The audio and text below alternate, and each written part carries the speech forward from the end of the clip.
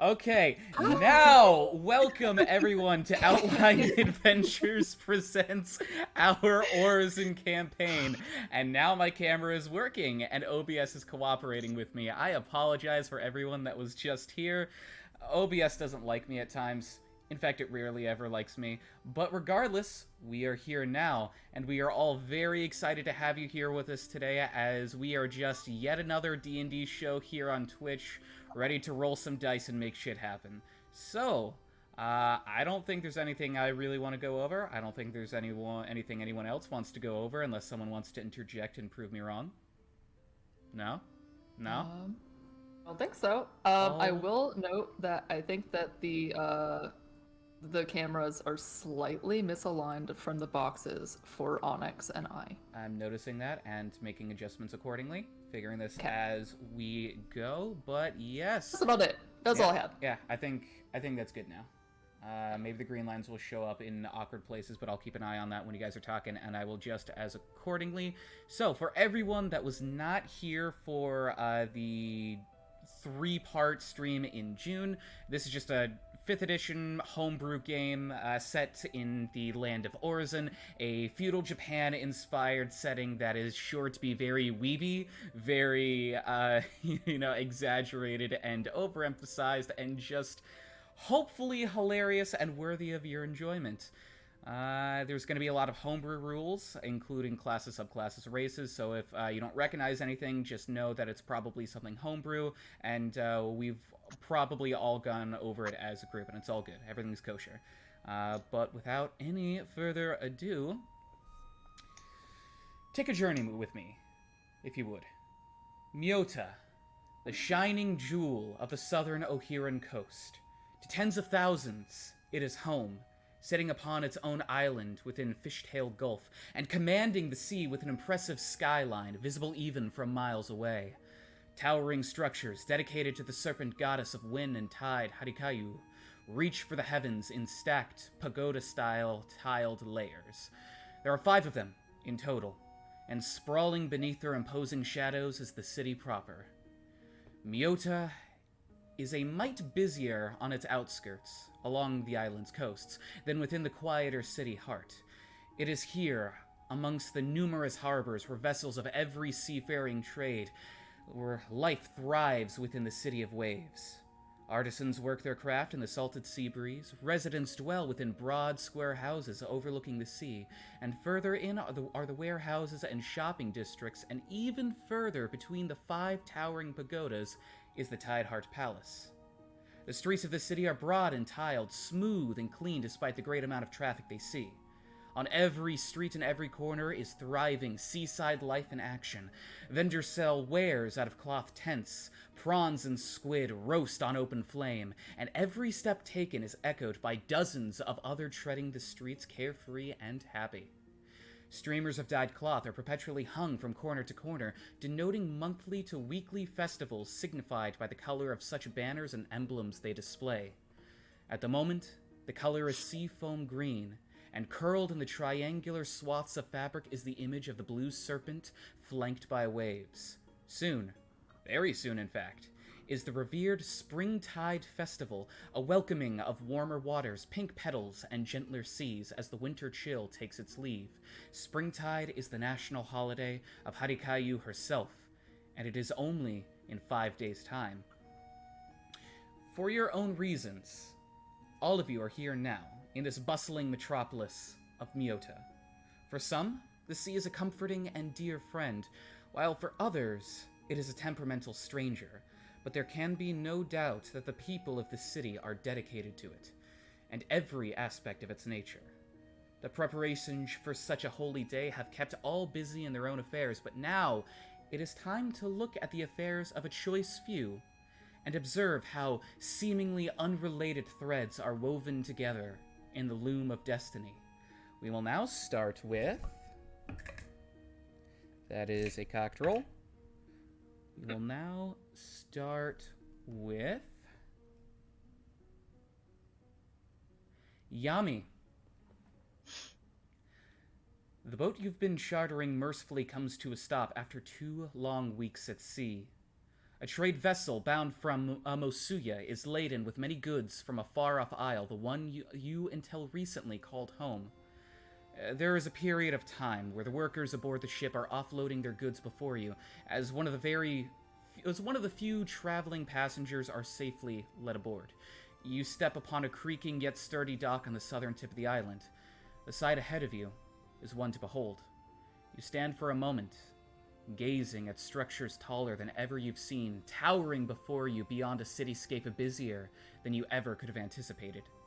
After being crammed aboard the trading ship for so long, being in an area so open, vast, and busy as the sea itself, for a moment, is rather daunting.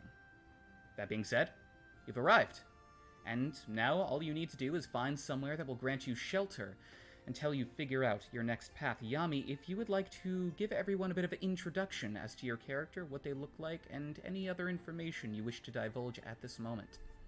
Sure. Yami is a protector Aasimar. She has dark blue-gray skin. She's only about 4'8", so she's very small, very petite, and she has an almost doll-like quality to her. Almost creepy in a way. Aasimar aren't very common, so she kind of stands out and wears a dark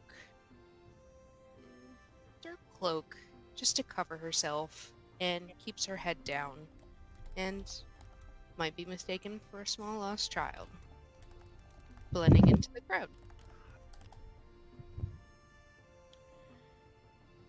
Well, wonderful. We are so happy to meet you, Yami, if you'll pardon me just one moment.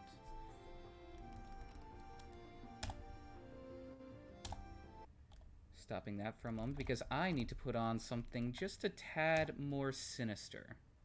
Oh no. We just started. Oh yeah. That's so ominous. Yeah. The fact that I rolled a 3 and started with you, Yami, this is wonderful. The worst. Yami, as you begin to step down the dockside, a rogue gull passes close enough to your face that you take a step back. You hear a heavy, creaking step in the dock boards, and as you begin to turn around, instinctually, something heavy impacts into your side and takes the balance right from under you. You tumble, falling backwards off the dock and into the ocean.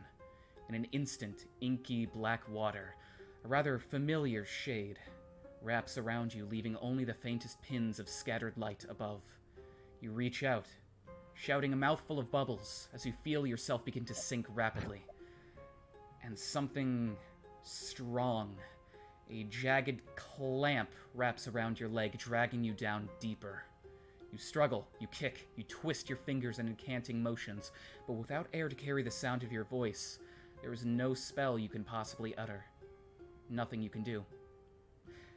And then you snap, back into your own body, standing on the dock, seeing the same cityscape you were gazing at just a moment ago, and the same gull that makes you take a step back. There is a creak of a step behind you.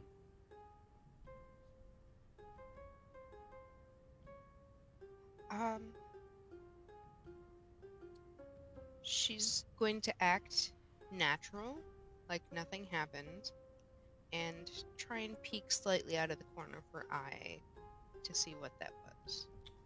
Alright, if you would be so kind as to give me a quick dexterity saving throw. First roll of the campaign. A 12. A 12? That's enough. As you're glancing behind you, seeing a rather looming shape, you quickly take a step forward, the gull passing right by your face. And as you do, turning around, whipping yourself around, you see a large figure, clawed, scaled hands wrapped around a rather broad wooden box. The figure steps forward, lumbering past you, narrowly avoiding hitting you and knocking you off the dock. You see a familiar enough figure of this draconian dock worker, this ship worker, a individual that you've come to know as Akagi. He is a worker on the ship that traveled from Masuya here to Miioota. You step to the side. He glances, his head on a long scaled neck wrapping around the side of the box, his eyes meeting yours. Oh, sorry. Almost knocked into you. You okay? I'll manage. Well, good enough. Might want to clear the dock. We're moving stuff out. Listen, he shifts the box over to one side, kind of holding it as best as he can, sheltering the weight on his shoulder.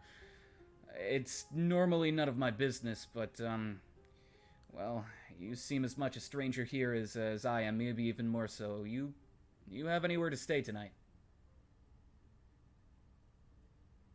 No plans as of yet, but there's always hope to find something.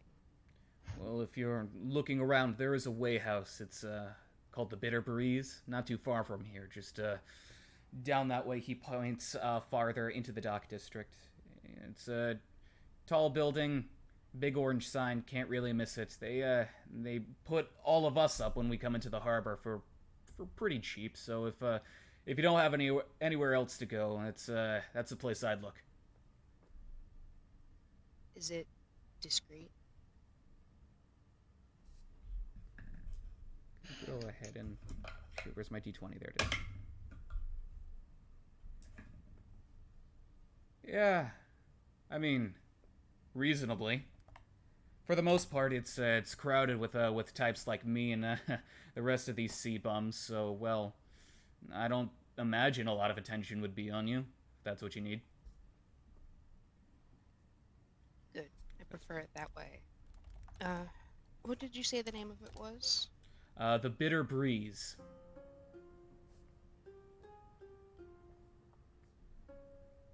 Well, that's where I'm heading not too long after this, so you have a good one, okay? Yeah. See you later, maybe. Yeah, possibly. And Akagi readjusts the box that he's carrying, moving past, leaving you alone on the dock.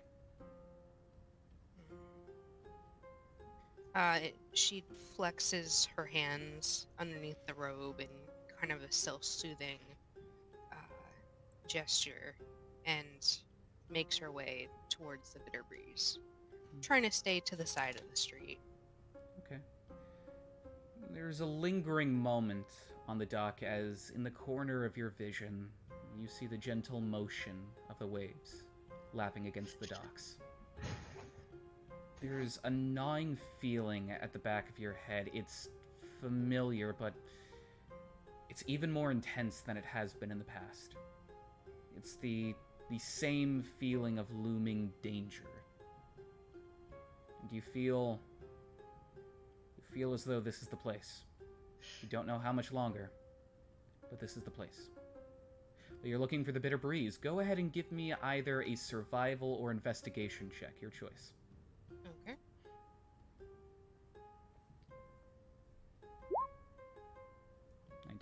Investigation is 19. Yeah, wonderful. As you take a moment to look around the dock district, seeing workers from many ships offload goods, on-loan goods, and generally go about their business, you notice a crowd of sailors, dock workers that look to be ending their shift and heading in a particular direction.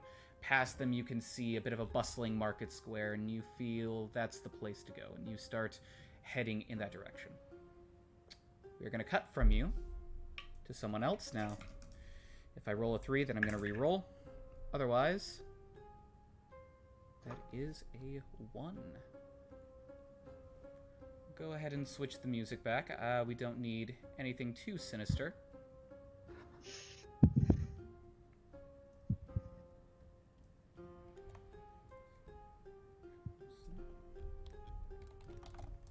It changed the bot commands on me.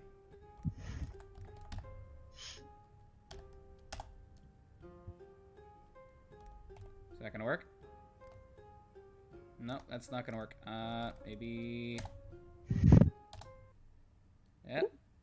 I think that just... that messed up the cameras, but it's fine. Figuring this out. Let's change the bot command. There we go. There we go. Perfect. We go now to a different part of the city, a quieter part of the city, as we zoom in on our good friend Hina. Hina, your day starts as usual, later than you might have liked. It is not until the sun has nearly crested against its zenith that you find yourself awoken not of your own accord, but by a sudden and sharp thud of a hand against your forehead. The chastising knuckles are familiar to you as Mistress Kodama May stirs you awake. You're not going to waste all day sleeping, are you? Your eyes flutter open, gazing into the familiar visage of Mistress Kodama May. And she looks down at you, her wrinkled reptilian face clenched into a bit of a scowl. No. Okay, so Yuri was supposed to wake me up and didn't. So it's really not my fault. But I can see how there's a confusion here. I'm just saying. The lady is responsible for herself, especially in matters of waking and readying herself. But it's like 4 a.m. It is nearly noon. 4 noon? Is it really that far apart? Like... It is, in fact. By a matter It of is? 8 hours. A lot can be accomplished in 8 hours. That's a lot of hours. Many hours. Are And you yet you sure? have slept through them all. Oh, well, I mean, can I just add the 8 hours later? Just add them on the end? I don't know how that would even work. It's I'm not as sure though there's a there way. is some system of manipulating time as if to save daylight. That's not a thing that happens. Time flows on, regardless of what we say. You have missed 8 hours. How are you to make up for them?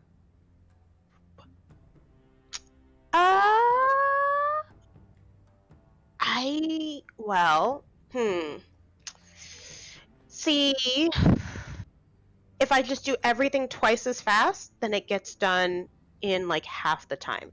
And have you anything planned to do for today? Well, I'm supposed to like go music practicing. I think I need to go down to the market to get some groceries. Yuri and I were gonna play a show in the street outside of this really nice blacksmith. Like he said we could do it, so we're just gonna do it. Like, you know, drum up some business for him. It's gonna be great. Well, for the time that you have missed, I have things for you to do. You weren't too far off the mark. I do need you to go to the market. We are fresh out of oranges, and, well, it's the last of the season, so make sure that you are picky with the ones that you choose. Do not bring back any rotten cores, young lady. Be picky. Got it. Yuri, be picky. And Yuri, who this time has been, like, mock sleeping off in his own little bed, one eye, like, poked up over his paw, kind of whips his face back down, burying himself to appear as though still asleep. Yuri! Okay, we got, the two of us can do this. Like, you know, we got this. And I expect you to do it perfectly, Hina. Now up and at him. Always. And I get up and I do, like, the worst curtsy. Like, it's very clumsy. Like, it's like, as always. Mistress got May this. has a complete look of criticism on her face as you offer the clumsy curtsy. And then I do all the corrections, like, one at a time. And then it kind of looks right, but it's just painstaking as I correct everything individually. She herself, by the way, looks immaculate as always. The woman is pushing into her 80s, her late 70s, early 80s. So she has some wear on her, but being who she is done very neatly in a very formal kimono and perfectly painted makeup, emulating her days past that she has told you of. she kind of slithers to the side, allowing you to exit your own room, watching every step with criticizing eyes. Ooh. Oh, we're off to a great start. Every day's an adventure. It's gonna be great. It's gonna be great. And she just keeps telling herself it's gonna be great, and she's getting ready. Tell yourself that. Eventually, Yuri does scramble up, begins putting himself together. He's got like a little pouch on kind of like a rope sling that he puts around his back. He's got his little gear. He watches you get ready, and the young red panda, after you've put yourself together, scurries up your shoulder, kind of clinging onto your kimono. Yuri, what happened to the plan? You were supposed to wake me up. I mean, okay, I know that they just released like the new manga series and we were up reading it, but like you have to wake me up. I told you I would tell you what happened. You didn't have to read it after me. Yuri! Oh, and I'm just gonna like opens up the pouch and like begins to pull out a tiny book. I just very subtly open the pages, like when you're not attempting to look through the pages when you're not watching him. Are you reading ahead of me, Yuri? He seems to have gotten a good 20 pages ahead of you. The betrayal! Oh! So stunned. Too stunned to speak. It's such a deep cutting betrayal. Yuri, how could you? No response. He just goes into his book. Alright, so I'm running out the door, and the first thing that you see when you see Hina is a white fox mask, very ornately decorated with red accents. She's wearing a red kimono tied very tightly at the waist, and it's long, like floor length, but it's not quite tied right. It's kind of tied for like function, so she has like random pouches and things like slipped into the band where it's not supposed to be, just so that she can access things. And she has like her rune and her oben, her instruments on her back, and they're just like slung there like super tightly, like they're supposed to be in like a protective case, but she's like, nah, I got this, and they're just like on her back. And you can't help but notice they coming out of her head are these white fox ears that are red tipped that complement a very bushy, noticeable tail that is very large and has a red tip, and it's a fox tail. And she is a half orc. She's like 5'10", and she is booking it down the road, just like full Olympic runners sprint. And like her shoes, she's holding her shoes in her hand as she's like sprinting down the street, like twice as fast, and she's just going. You crash out through the front door, the whole house shuddering in your wake as the door slams against the side of the house. Not a moment later, as you've gotten maybe about 20 feet down the street, you realize in the back of your mind, oh shoot, I forgot to close the door, looking over your shoulder into the distant, disapproving face of Mistress May, who meets your eyes, slowly closes the door, and leaves you in silence and disapproval to go about your day. It's gonna be great. It's gonna be great. It's gonna be great. just keep going down the street, just full running sprint. Well, as you tell yourself, I'm gonna see which I roll first, a 2 or a 4. Whichever I roll first.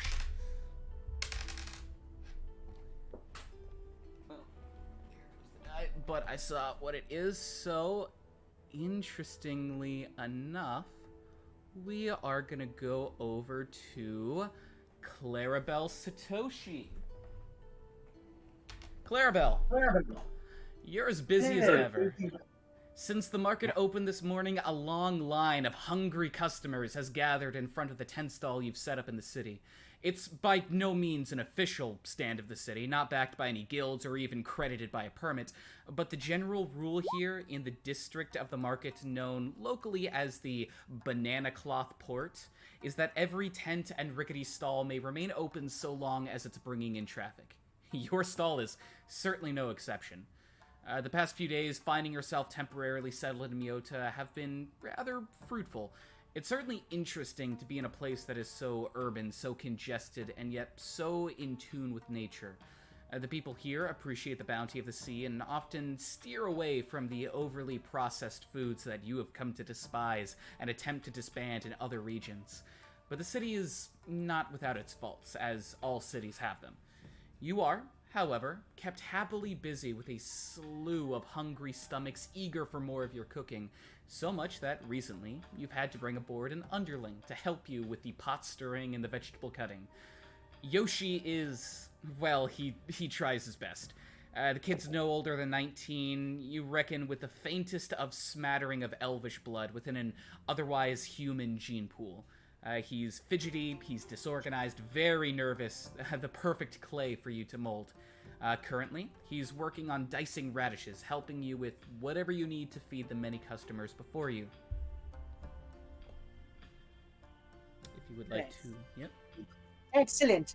Yoshi, come here, please. Of course, Sensei. What is it you need?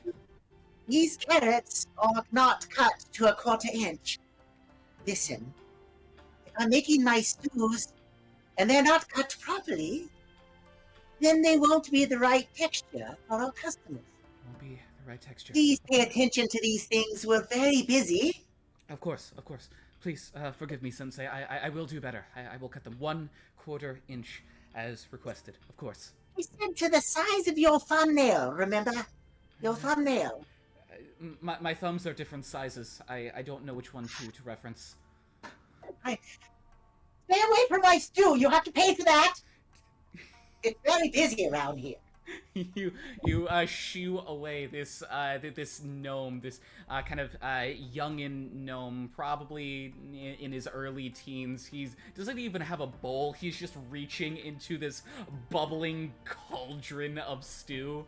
He shakes off his hands, takes off through the market thoroughfare as you turn to the next customer. Yoshi begins attempting to. Sorry, I'm getting ahead of myself. Satoshi, if you would like to describe your character, her whole deal, whatever information you would like to divulge. Oh, absolutely. Satoshi Aoki, Arabelle, was born 78 years ago in a nothing village in Togu.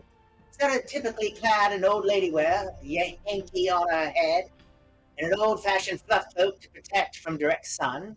She walks with a staff and plenty of spirit. She's youthful in heart and always kind. A desert dweller, now prepared to explore from her safe isolation. Her past is plain, uncomplicated, and honest. She is now prepared to reach beyond the heat of the sands.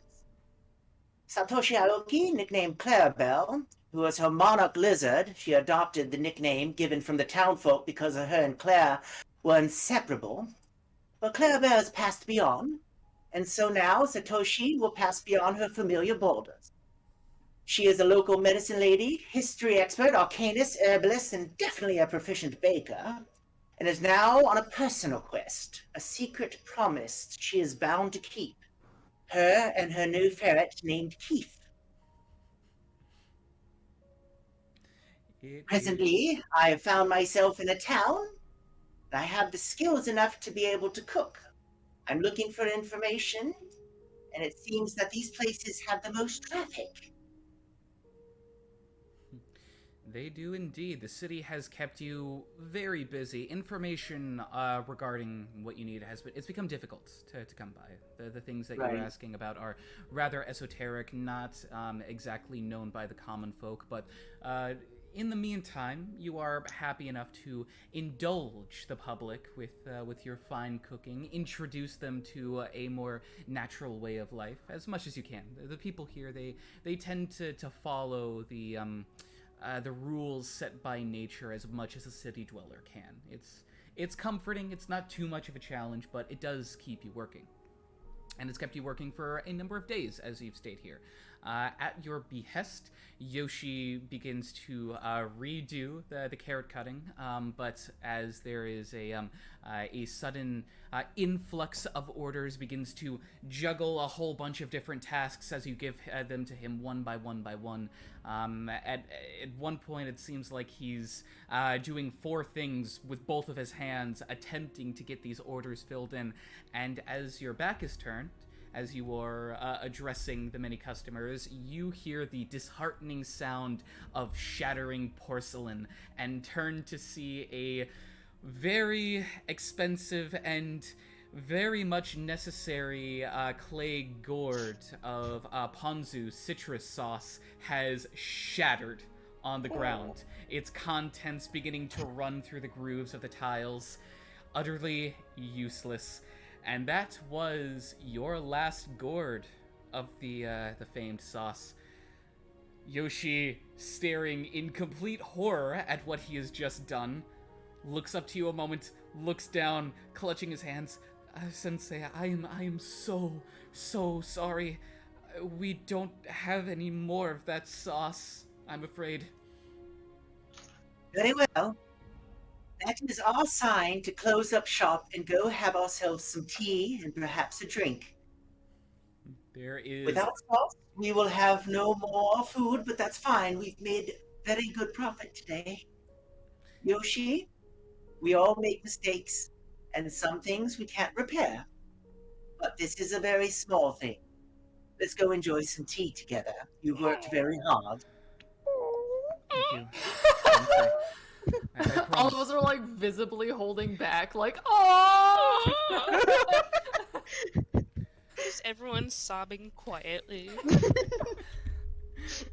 I promise, Sensei, tomorrow I will do better, much better. Not a drop will be spilled. Of that you have my word. Yoshi, you've done fine today. Be calm. Let's go have our tea. I'll get my cane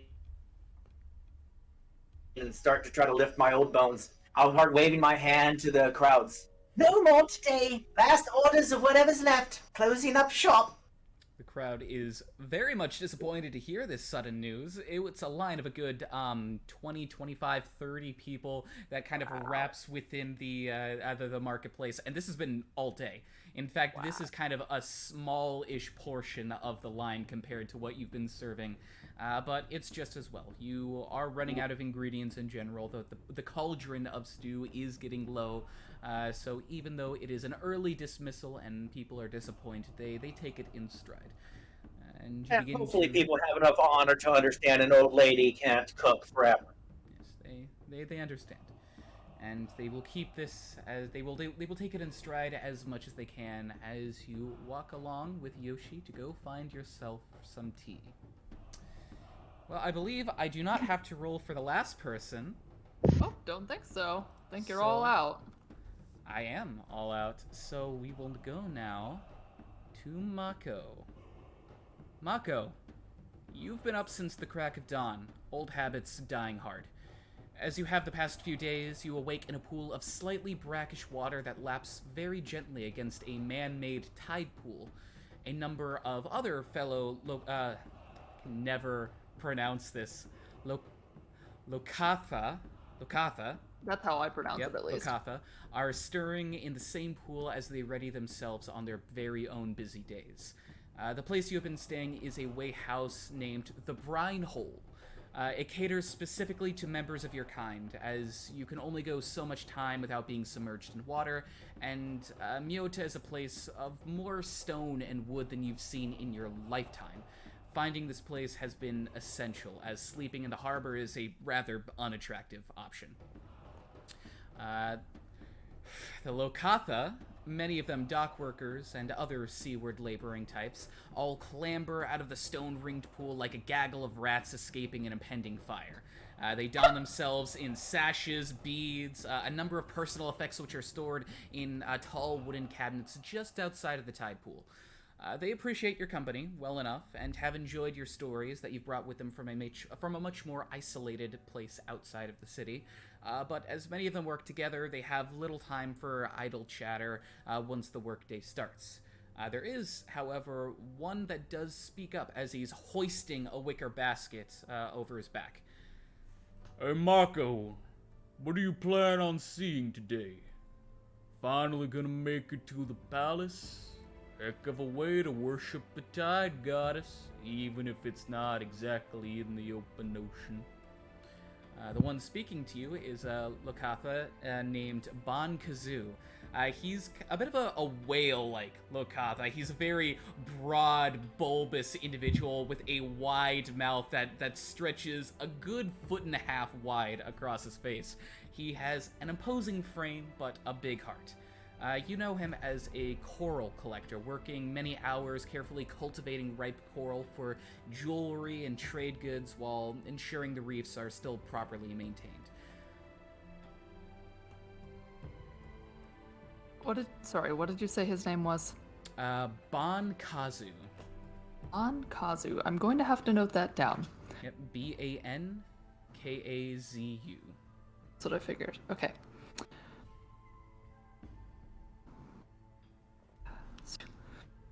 He looks at you with this big grin, half-lidded eyes, just awaiting your answer. Hi, Bon. I guess I might be able to make it to the palace today. Yeah. I was just kind of still figuring out where everything was. Easy enough to find. All you've got to do is follow the canals and they'll take you to the palace. And like I said, it's not in the open water, but they've made themselves a little islet right in the middle of the city. So you can swim, you can do your worships to the Tide Goddess as much as you can out there. It's a pretty place to be, if nothing else. But if you are gonna be out today, I've got a favor to ask. Yeah. Yes. Thank you for the directions. Yeah, I can do anything you need. What? Well, I was wondering if you could pop by into the market thoroughfare and pick up all of us a bit of rice wine. Festival's in a few days, and well, everyone else here, we're gonna celebrate here with a bit of our own, a way of worshiping the Tide Goddess. Well, of course, we'll be in the festival a little bit, but here's where the real party goes down. So we just need supplies. Of course. Do you have any particular type that you want besides just rice? Is there, like a flavoring or? We're easygoing as to whatever you pick. I'm excited to see what insight you have on the matter. Feel free to take from the collective pieces of coin. You don't need to be spending any of your own. Okay. Thank you. I'll see you later. I'll bring the wine. Wonderful to hear. You have a good one, all right? You too. Bon Kazu begins to take his leave. Mako, if you would like to describe yourself as you are left alone in the middle of the brine hole, all of the dock workers having shuffled out, leaving a very thin sheen of water having dripped off of them on the stone floor. So, Mako is a Lokatha, as was previously mentioned. I'm very glad that there is, in fact, like a place that has a place for Lokatha. By the way, thank you. Yeah, makes sense. So they make up enough portion of the city and they work hard, so there's accommodations. Just wasn't expecting it. That's nice. So she is, how tall did I make her? Oh. Naturally, I did not. I think she's rather short. She's like 5'6", maybe. I can't remember how tall I made her. She has like a dark bluish green skin, with like a white kind of paler blue-green underbelly. She has little big like whiskers, kind of like a catfish. And she has these big like golden eyes that she like if she could be physically like looking down with like with eyelids down and everything at all times, she would be. She has no eyelids, so she cannot. She just has to like tilt her head down. She is just wearing like a very simple kimono. Not really anything ornate or decorated because it's gonna get wet.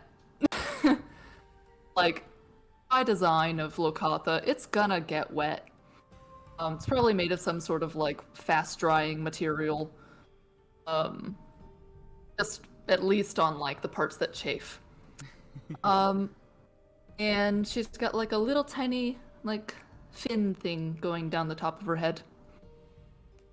And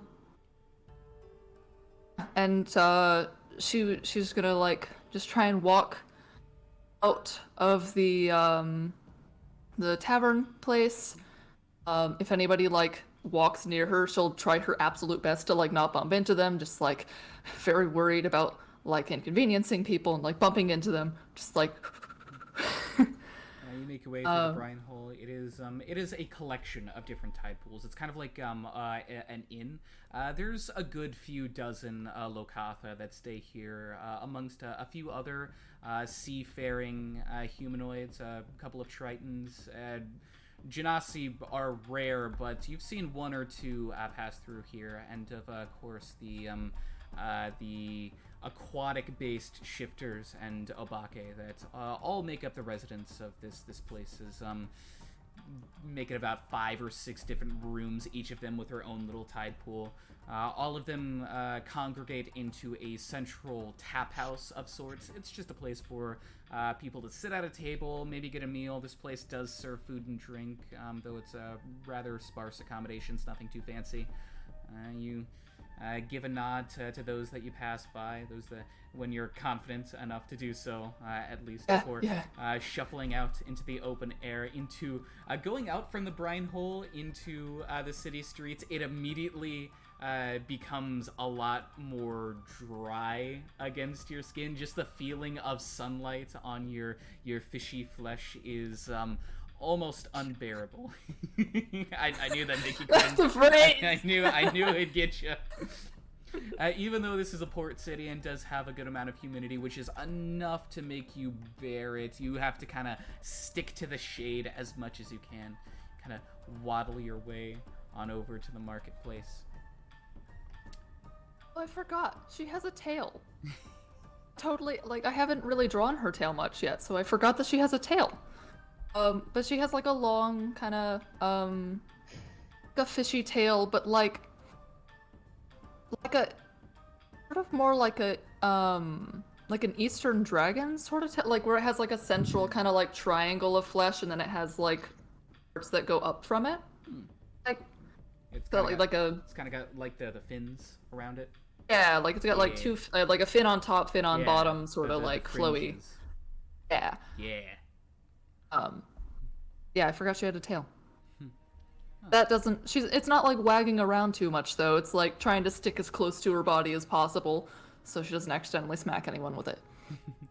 Well, you make your way on over to the marketplace. It takes you a little while. It takes you a bit of time. Every now and then you do kind of head on down into the canals themselves. The canals, by the way, they are very prevalent here in the city. There is an active flowing water traffic that weaves its way through the city of Miioota. Tiny little barges, a couple of fishermen on the sides catching what canal fish they can. It's very much a city that is in tune with the natural ebb and flow of the ocean. So it gives you chances to kind of dip in and refresh yourself, making sure that you don't suffocate or begin to dry out. As you make your way, leaving little trails of puddles along the city's streets towards. I'm sure they're used to it. Oh, they are. They're fine. Fine. It's next to a canal. What do you want? 60% of the people in the city are some degree of moist. That is What honestly, a sentence. that is quite the description of like that really gives like the vibe of like, you know, I was just kind of like picturing vague city, but now it's like, oh, okay, so you got city, but like walkways are pretty wet. Yep. Some like half the people are actively dripping water. Yep. Like Well now, all at once, the four of you are walking in the market, some with goods you need, some without, when you collectively hear the sound of wood splintering and water splashing. A scream erupts in the marketplace, and people begin to scatter all at once. Turning to the source of the noise, you see a cart stuck in the middle of a bridge spanning the canals, with a cluster of barrels upon it. The barrels have broken open, and spilling from them are swarms of crabs that skitter towards the common folk with malicious intent. I am going to immediately oh my god, you did mention it was gonna be a really silly first fight. Malicious Got crabs! crabs! Oh my god! Fighting the crabs.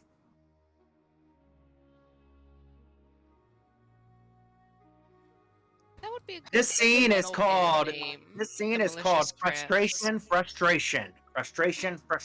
Here we go. Frustration. Sure. Beautiful. God, that's so many crabs. Are they Dude. medium-sized? First of all, are these coconut crabs? Or are they spider crabs? Big. Either one of those are terrifying. Also, I definitely can't see what those things are. Which things? Oh god. Are all the tokens just swarms of crabs? Oh no, that's Oh, not no. okay. That explains. I'm like, dang, those are big crabs. It's not one crab. Oh no. Oh no. Oh god.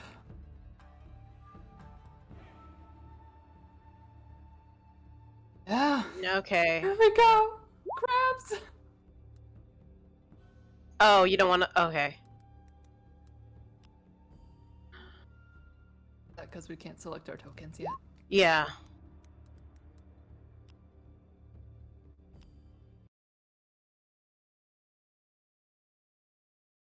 This is not the thing I want to see when I first step into a city. No. If Agreed. I could, I would give this city a 0 stars on Yelp. Wow. 0 stars. Wow, you don't like crabs.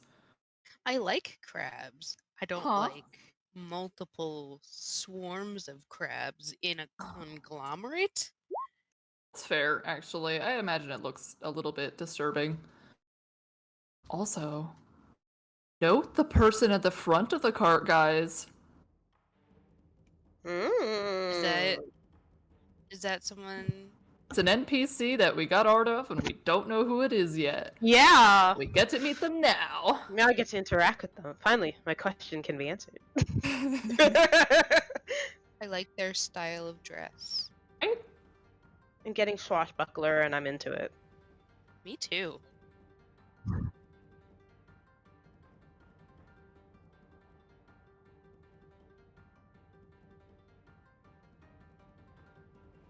Yes. Yep. Correct. And I'm good to go.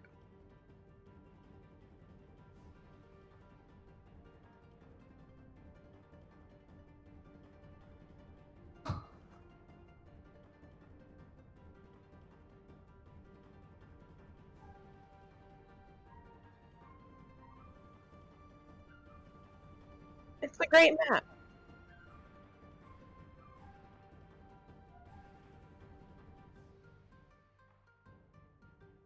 No.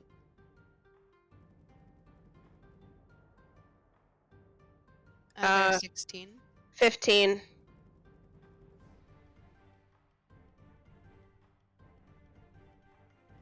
Yes.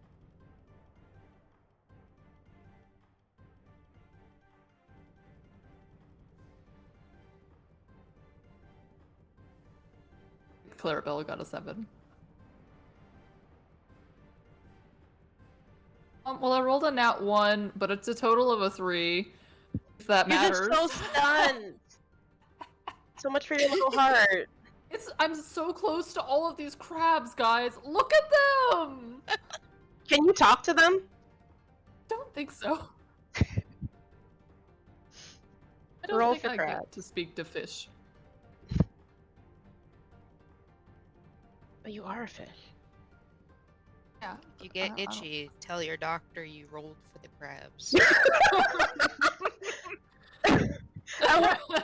Honestly, I was thinking it, and then I was like, let me not say anything, but Ooh, no, I yeah. know you would. I know you would, JP. I mean, I accidentally earlier said, we got crabs, and then went, nope, I'm not gonna actually note that I said that. I mean, you know, what we need is penicillin. True. Do they have penicillin yet? They got mold. Well, yeah, mold has existed for a while. Yeah, but that's where penicillin comes from.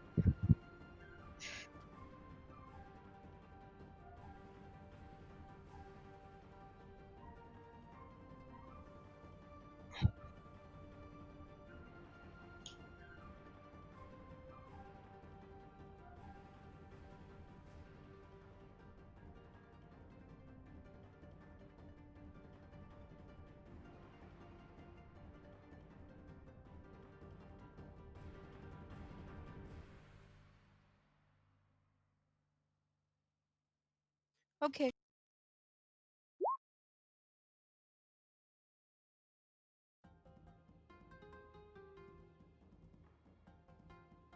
Sounds about right. I would be too. Yeah.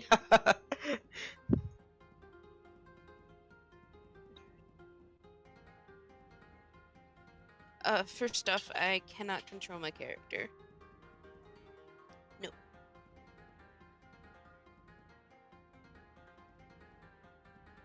While you were doing such, I have rolled my 2 special numbers of the day.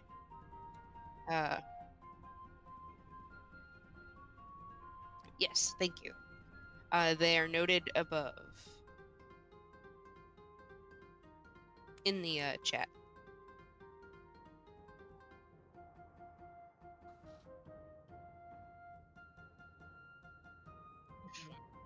Alright. The spread. Oh, well, this is not great. Not great for me. I see a little Lakatha, and I'm like, oh shit.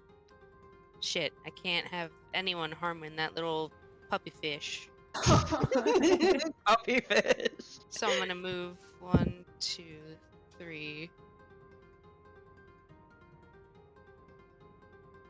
Sorry, I hate my spells.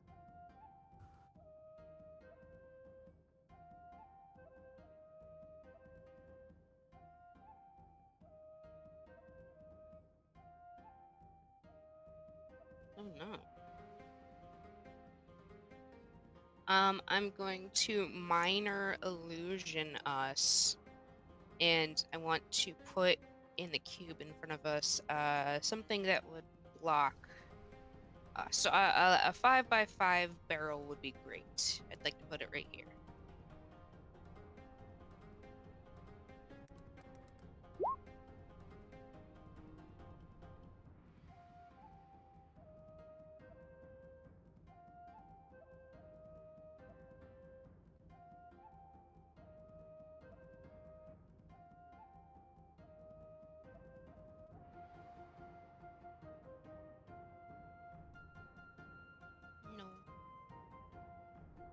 No.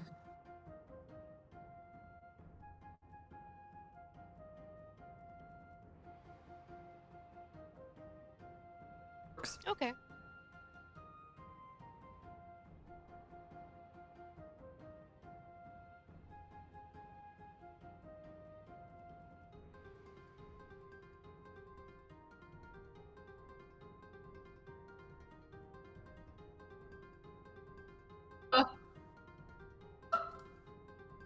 What? Ah!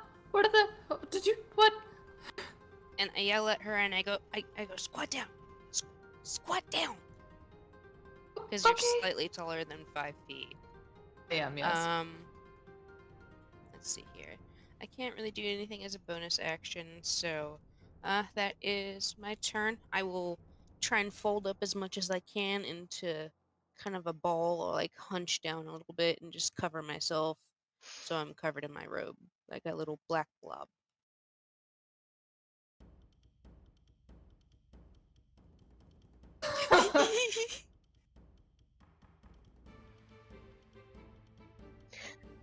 Okay, so before like Hina got to the market, she actually stopped by like a river and like got a comb out and like slicked back her hair and put it in like a ponytail and like correctly tied her kimono so that like her obi is on straight and not crooked, and then she's wearing like her tabby and like her shoes, so she is completely dressed and she actually looks kind of great. So she gets down to the market and sees the crabs, and then is like, oh my god, who is this person on the bridge? You know? Like, it's like, yes, is there an emergency? Maybe, but also, like, we can do two things at once. My So, she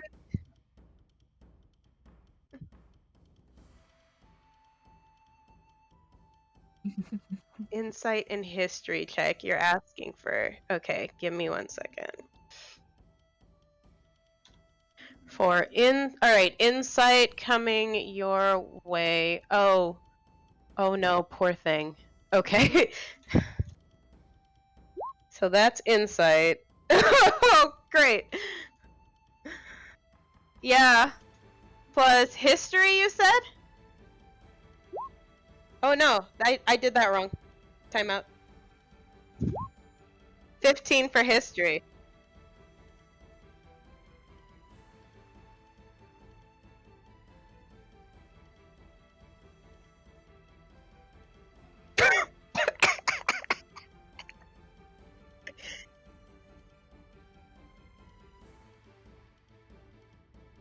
God.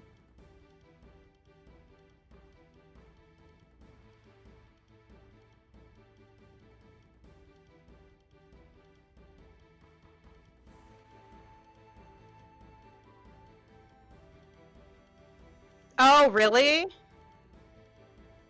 With that insight. Okay, with that insight, if he's the source of the crab attacks, like, is he handsome? Like, on a scale of, like, 1 to 10?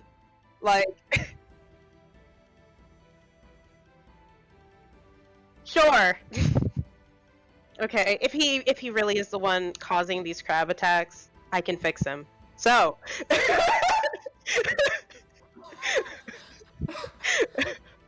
It's okay, we all have flaws! Alright. So, she has 35 feet of movement. Hold on, does Yuri go on my turn, right?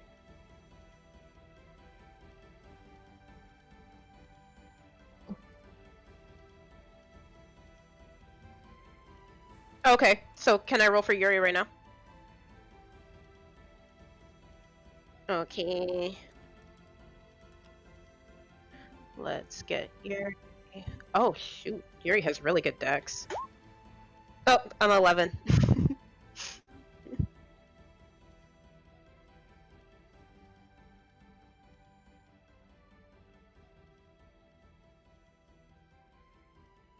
Okay, so... Okay, perfect. So I am going to move, I have 35 feet of movement. So I'm going to move up to the bridge. Right? And, so... Let's see, there are crabs. There are so many crabs. But this individual is causing the crabs. I believe that. Okay, well, here's the thing. We'll work on that together, but in the meantime, we need to deal with these crabs. So I am going to cast Vicious Mockery at the closest crab bundle, which I think is right here.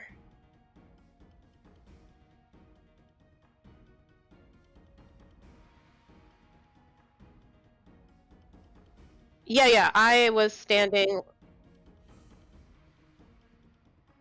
Okay, cool. All right.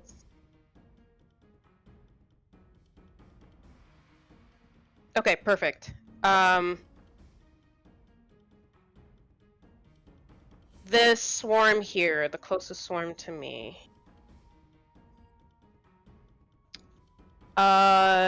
Yes.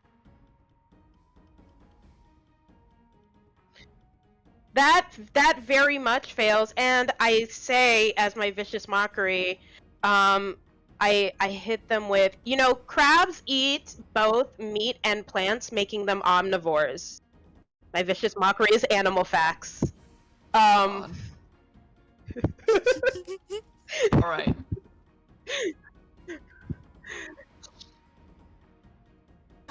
Sure. Oh.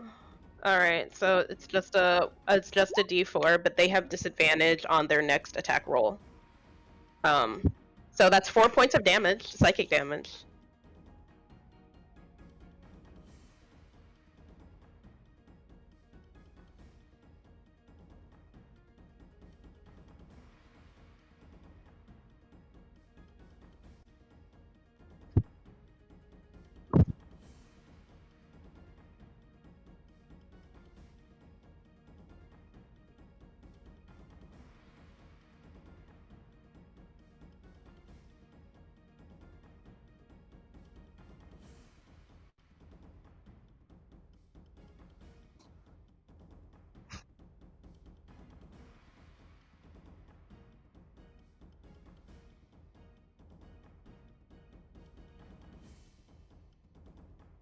Knowing yourself is the hardest battle sometimes. It's okay. We've all been there. Yeah. My bonus will be do I know the name of this guy, or is he just a dude that I haven't met yet? Oh no. Um, 7. Okay.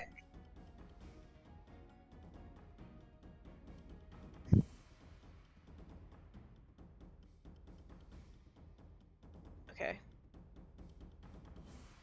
Okay. Well, I mean, that is the ideal person to handle this situation. I'm just saying. Like, just saying. Alright. Well, I'll call out to him and I'll say, excuse me, your crabs are getting everywhere and it's spreading to other people, and you need to warn people if you're gonna bring exploding crabs into an area. That is just basic common decency. Like, have protection over those barrels is what I'm saying. can I actually interrupt real quick? One of the viewers messaged me and he said that he can't hear the guy in the top frame, and then he clarified the DM. So he can't hear you, he can see your mouth moving. But Oh he can't hear you. no. Really? I could hear you when I turned on the stream. He said I could before in other streams, but I can't hear him this time.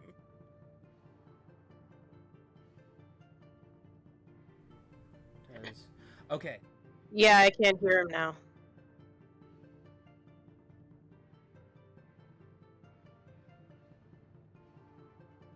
I think you were mostly saying it on the other scene, though, at least. I think I was. I think I was mostly saying it on the other scene, but yes, it did not. It looks like that my audio input capture did not transfer onto the battle map scene. So that is really unfortunate. Just to recap for everyone watching this, a barrel has been made via minor illusion by Yami to protect the Lokafa Mako. Crabs are attacking the common people. A few of them in the predominant swarm have been incapacitated with facts about themselves, and this individual in the front of the cart seems to be the source of these crab attacks, which have been happening over the past few weeks. I hope that catches you up to speed. I hope you can hear me now. I'm very sorry. I think they can. OBS doesn't like me, but regardless, we will press on. Hina, is there anything else you would like to do?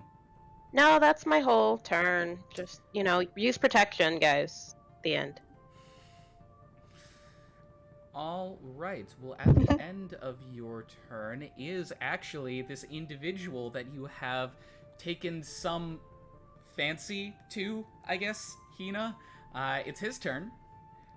As you chastise him for not warning the city of exploding crabs, he gives you a look. If I knew this was gonna happen, maybe I would have warned you, sure, but I don't know what's going on. He is going to turn around, and you see he pulls out a knife, and he's going to lunge forward at that same swarm that you mocked viciously, Hina. He's gonna go ahead and make his first attack. That's a 2, that misses. So he's going to go ahead and bonus action try and attack. That is also a 2 and misses. So you like, I got this. I'm gonna get the crabs. Miss. You see this dude, this young Triton, this blue-skinned fins along the side of the head, flowing hair, kind of loosely tied up. He pulls out a knife, he whips around in a frenzy and begins slashing at the crabs. He looks tired. You notice that this is a cart that is designed to be pulled by a horse. There is no horse. There is no beast of burden that is pulling this cart. He has been doing it himself, and based on the sheen of sweat on his brow, he's been lugging this cart of crabs for a good amount of time. That is going to end his turn, and it turns on over to Yuri. Okay. Yep, the Yuri. red panda companion of Hina. Yes. Yuri, little red panda, just like point of order, he's wearing like a very tiny leather armor suit. And it is like green, like forest green. And he has like a hat, a very nice pirate hat, because that's cute. I love So it. he's gonna jump off. And he's going to move his 20. He has 20 feet of movement. Gotcha. So he's not going to quite get there. So he's going to use his cunning action to bonus action dash to get all up in the fray. Oh, he can't quite get. Can he like go around the dude, or can he like go between his legs or something? He's tiny. I believe he's a tiny creature, so Yeah. yes, he can. I just have a medium token for convenience. Mhm. But yes, he can go through this individual space as a tiny creature. Okay, so let's say he goes through, like he scurries right between the legs of like this random, really hot fisherman for some reason, and just comes up to the swarm of crabs there, and he is going to make a claw attack, but I want it to be a chomp, but he doesn't. There's no chomp on his sheet, so I'm just gonna say it's a chomp, but it's actually a that's claw fine. attack. That's Yeah. fine. All right, go ahead and make an attack roll with Yuri's stats. With Yuri's stats. With his stats. Oh no! A 7. I don't. That is not gonna hit, unfortunately. So Yuri No. scurries over across the bridge. He makes it to the swarm of clicking, clacking crabs, picks one up, and chomps down on its shell. And you see Yuri kind of reel back in pain. Yuri has, unfortunately, chipped a tooth as he tries to bite into the shell of the crab that he tosses to the side, unable to break through its shell. Oh no, those aren't cooked, Yuri! Alright, so... Aren't cooked. So, he'll use his remaining movement to just, like, scuttle back under the legs of the Triton guy, Yep. and he'll just be, like, hanging out back here. He's still gonna be in the Triton space though, correct? Yeah, he's gonna be in the Triton space, but I don't want to like overlay the tokens, so let's just do that. But for flavor, he's like behind his heel, but he's still in his space. I'm gonna go ahead and make him smaller so I can put him on that space. Okay, yeah, he's so right there. yeah. All right, and that's Yuri's turn, correct? Yep. All right, after Yuri, we go now to Clarabelle. What you got for us? Clarabelle's gonna see this cracking of a barrel and all these crabs. And she's gonna look back at Yoshi. Yoshi, stay back. This happened 4 days ago. My goodness. She will take position. Sorry, wrong. She will take position right here. And she'll stand tall, putting her hands on her hips, pushing her fluffy cloak back, and say, I'll have something to remedy this. she will throw the spell Entangle, and she will get Mm. the following in her spell range. That. She will throw, the spell is now out. Angle. Those crabs are subjected to the spell Entanglement. I'm going to make it for you, DM, so you get. That would be This is wonderful, please and thank you. But I Absolutely. believe it is a dexterity saving throw, correct? A strength saving throw. It is strength. Oh, Yes. all right. So how many crabs are you getting here? 1, 2, 3, 4, 5, 6 of them. 6 swarms. This is gonna be interesting. This is a little interesting because they are swarms of creatures. They can move easily through the space of other creatures. They are not individual creatures. So I'm gonna go ahead and give the swarms advantage on this saving throw, but you should know they have a negative modifier to this. All right. So I'm gonna go from top to bottom, left to right. So first one rolls a 13. What's your DC? It is 12. 12, really? I think it should be higher, shouldn't it? Should be Yeah, what's probably. your wisdom modifier? Yeah, that's really low. That's actually wrong. Yeah, that's like that's- impossibly low. Yeah, her wisdom is sorry, I put it in the wrong spot. It's 16, so it should be +3. Plus 3. So it should be 13. Yeah. So No, yeah. that's my bad. I put it on the wrong spot on roll 20. That was my fault. No Wisdom's- worries. No There you go, worries. 13. So 13 spell save DC. I just rolled a 12, right? What did I Yeah. roll? You rolled a 13, but he said he had negative modifier. Yes, yeah. A 13 minus 1 makes 12, which is just under the DC, so the first one fails. Second one rolls a 11 minus 1 is 10, so he fails. Third one rolls a 6. Fourth one rolls an 18 down to 17, so he succeeds. I haven't been giving these guys advantage. I'm not going to retroact, I'm just going to give the last two advantage. That's a success with a 16. And the last one rolls a 12, so he fails. So all but 2 of them fail. So I'm going to go ahead and get those markers here. So entangled. Entangled. And Clarabelle, as she's finishing the spell, will say, Don't attack them directly. Corral them in with furniture, the crate of fish or barrels. Run away, don't.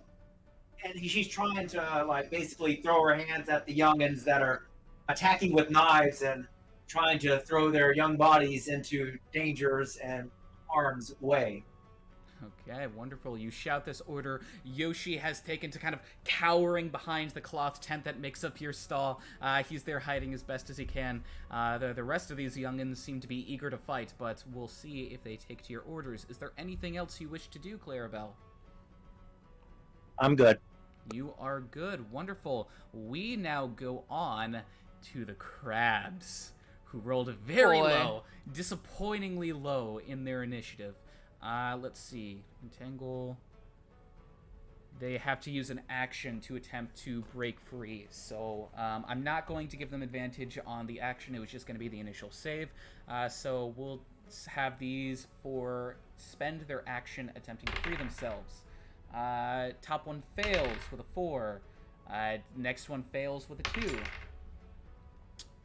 This one frees himself with a 16. However, that is his action. Speed. It's difficult terrain, so it's half movement. They have a speed of 30, so he can move. Let's see, that's 10. That is 20, and that makes 30. So that is as far as that one can move. Last one is going to attempt to free himself, and fails with a non-natural 1. So only one of them managed to free themselves. The others are going to move and get on the attack. I actually did manage to remember to get a commoner over here, so this swarm is going to go for this commoner and take an attack. He hits handily. So can you guys still see? Yeah, that's still up. So this commoner over here, who appears to be sweeping outside of the front of this tailory, is immediately engulfed in a swarm of crabs that crawl up his body, begin pinching all over. He screams out in pain as he is covered in crustaceans. We have a couple more. This is rough terrain, so 5, 10, but that's close enough to get to that guy. 5, 10, 15, 20, 25 gets up to you, Yami. So we have 1 attack against Yami and 3 attacks against this young fisherman. One of them is at disadvantage because of the vicious mockery. So against you, Yami. Hey, Yami. Mm-hmm.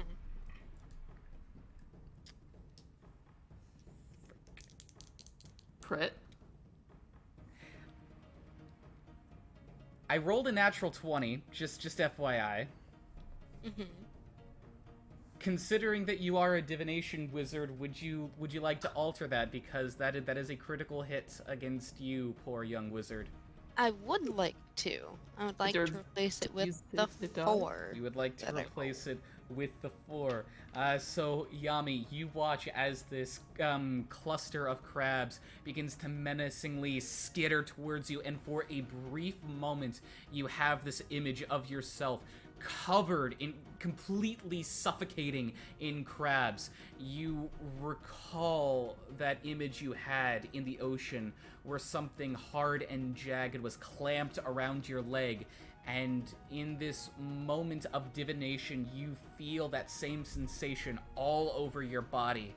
And as you come to back into your form, you lash out your hands, and there is this brief pulse of black energy that just kind of swarms all over the crabs and repulses them for just a moment before they can swarm all over you, keeping them at bay. So they miss. There are 3 attacks against this fisherman. That is a 2, fittingly enough. The one at disadvantage rolls a 16 and a 3, so that misses. And the last one, which does not have disadvantage, rolls a total of 14. I don't think that's going to be enough to hit. 16. Nope, that is not quite enough to hit him. So none of the crabs manage to swarm. However, they are going to begin to move just a little bit. Gonna move down along the bridge, and that is their turn. Mako, you're up. Oh. So crab's really close to me, and I'm not sure that I like that. It's kind of spooky. So I am going to so I'm going to cast Cause Fear if I can. Description of the spell says you awaken the sense of mortality in one creature you can see within range. that work here? I have an alternative thing I can do if not, but Go ahead and make me a wisdom check. Okay. Just a flat wisdom check. Also, Clarabelle, you're concentrating on entangle. I'm gonna give that as a reminder. wisdom. There you are. There we go. I'm like, I clicked. 13. I'm gonna roll against you. And I lose. There is a voice in the back of your head that very gently says, "I don't think that's the best course of action, dear." I'm sorry. It just very strongly reminded me of like when you try and ride a bike indoors in Pokemon, and it's like you hear the voice of Professor Oak saying, "That's not the best course of action right now. You can't do that right now." Yes, Okay. You get a feeling from the essence in the back of your being gently nudge you away from that course of action. This is a swarm of creatures. It's kind of hard to get a bead on them as a cluster. I will say, it is possible, but difficult. Yeah. No, that's okay. I figured I'd at least check. I think what I'm going. Sorry, it's kind of funny. I think what I'm going to do is. Well, they probably have a pretty high dexterity, but you know what? Mako doesn't know that. I'm actually going to cast the spell Catapult. Okay. So I see there's fish back here, but Yep. if there's any like small thingies, like if there's a fish on the ground next to me from this barrel or something, any small item, approximately 1 to 5 pounds. I'd say absolutely, yes. Okay. I will pick up the thing and just go away, and like throw it, and I will cast Catapult. All right, which It's gonna ask me what level. swarm are you targeting? It'll be the one right next to me. The one right next to you? You got it. It- By the way, just Not a ranged spell attack. just as a point of order, are you on this tile or this tile? Because I have you on 2 different tiles based on both of my screens. I don't think I moved. I think that there's just right a barrel under in front me. of me. Right under? Okay, yeah. For some reason, on the stream, you're in a different place. So I'm gonna. Saw that. Okay. Okay. Yeah. It was just the roll 20 Okay. glitching out. I just wanted to make sure that you weren't gonna get hit by your catapult spell, but easy enough to do. You kind of tuck in yourself and incant this. Go away! Go away! Go away! There is a rattling of the fish box over to the side. You see it tips over, and something distinctly not a fish flies out. It looks like a heavy clay gourd of something. You're not entirely sure what, but it was buried under the fish, strangely enough. And as the kinda box weird. tips over, this gourd comes flying, rocketing out towards the swarm of crabs to roll a 11 against your spell save DC. Shoot! They fail. They fail. All Take right. 3d8 bludgeoning damage. Go ahead and roll that damage. 3d8. All right, 10 points of damage. Because it is bludgeoning damage, they have resistance to this as a Noted. swarm.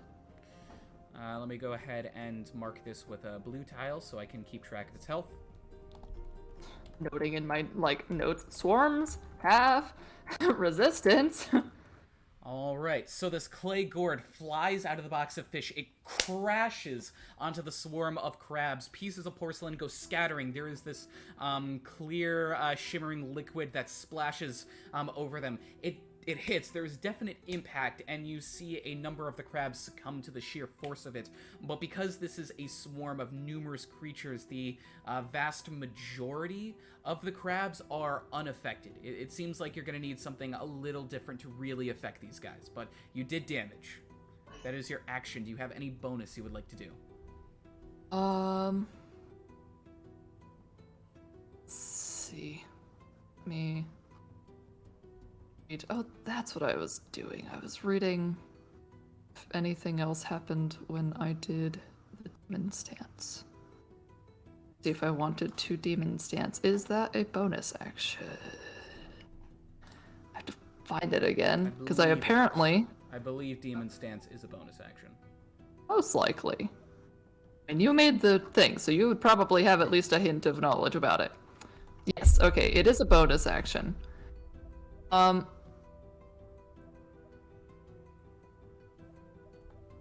get anything else? That. And it's probably not gonna happen. Not gonna have another use other times today. And I think something goes up. Oh, my AC goes up when I do that, I think. Yeah, okay. As a bonus action, my, like, panic of, like, oh god, there are things next to me that I think are trying to attack me. Fling a thing, oh god, I don't know. The shark spirit inside of me, Mamoru, is a little concerned, and is going to protectively flare up. And I am now in my demon stance. Wonderful. If you would like to describe any physical change that happens with this demon stance as you channel the spirit of Mamoru.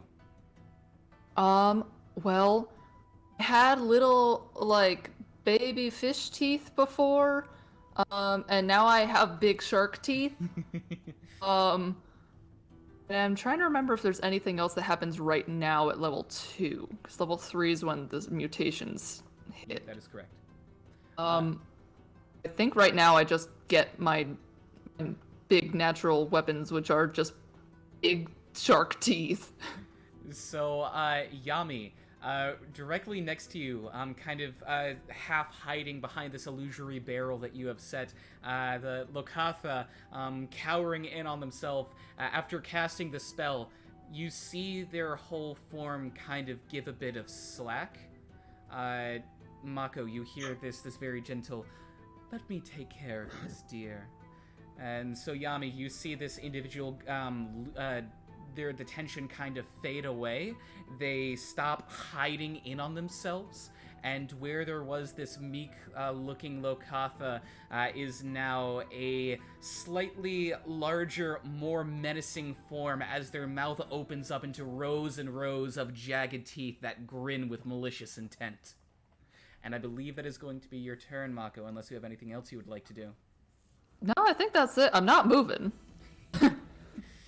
Wonderful. Well, we go to the top of the round with initiative count 20 is going to be the commoners. Most of them I forgot to put on screen, but we do have a couple of them that are being attacked. The ones down here, they're just going to run.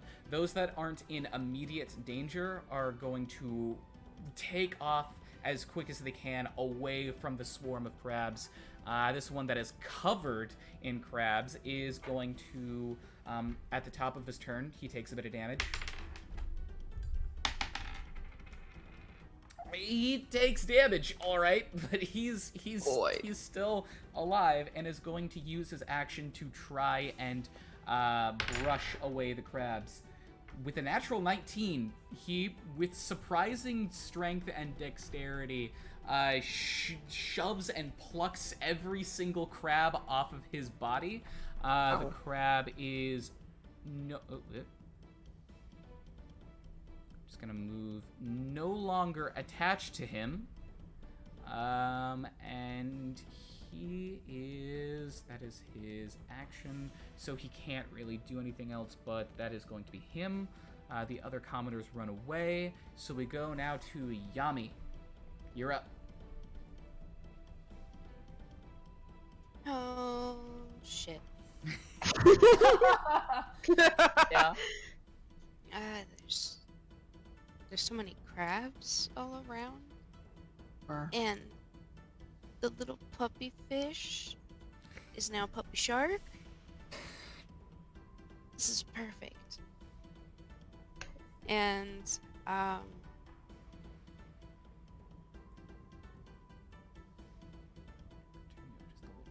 I will cast mage armor on myself. All right, you will cast So I have some mage type of armor. protection. Wonderful. Does your mage armor take any form in particular, or am I free to take creative liberty? And you can take creative liberty. Okay, wonderful. Yami, you take a moment, still kind of clutching onto that same abjurative magic that you used to repel the crabs that were coming to swarm you. You clutch your fists, bringing that energy to your chest, and this darkness, this fine granulated sand-like energy begins to crawl over your body, casting you in blackness, shielding you from harm as your AC is magically increased. It is your action. Do you have any bonus you would like to take? Wonderful.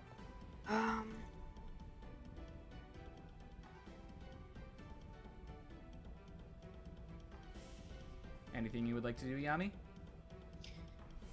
Nothing that I can do right now. I just want to stay where I am to protect the fish shark. You will protect the fish shark. Alrighty, in that case, we will move on to Hina. What you got, Okay. Kitsune? Yeah. Okay. So, kind of hearing, this little old lady over here is like, hey, don't attack him. Try to scoop him. And Hina's gonna be like, oh, that's a cool idea. So she's gonna grab like an empty bucket. Like, she's not like super strong, but she's gonna grab an empty bucket. Yep. And You have a bucket.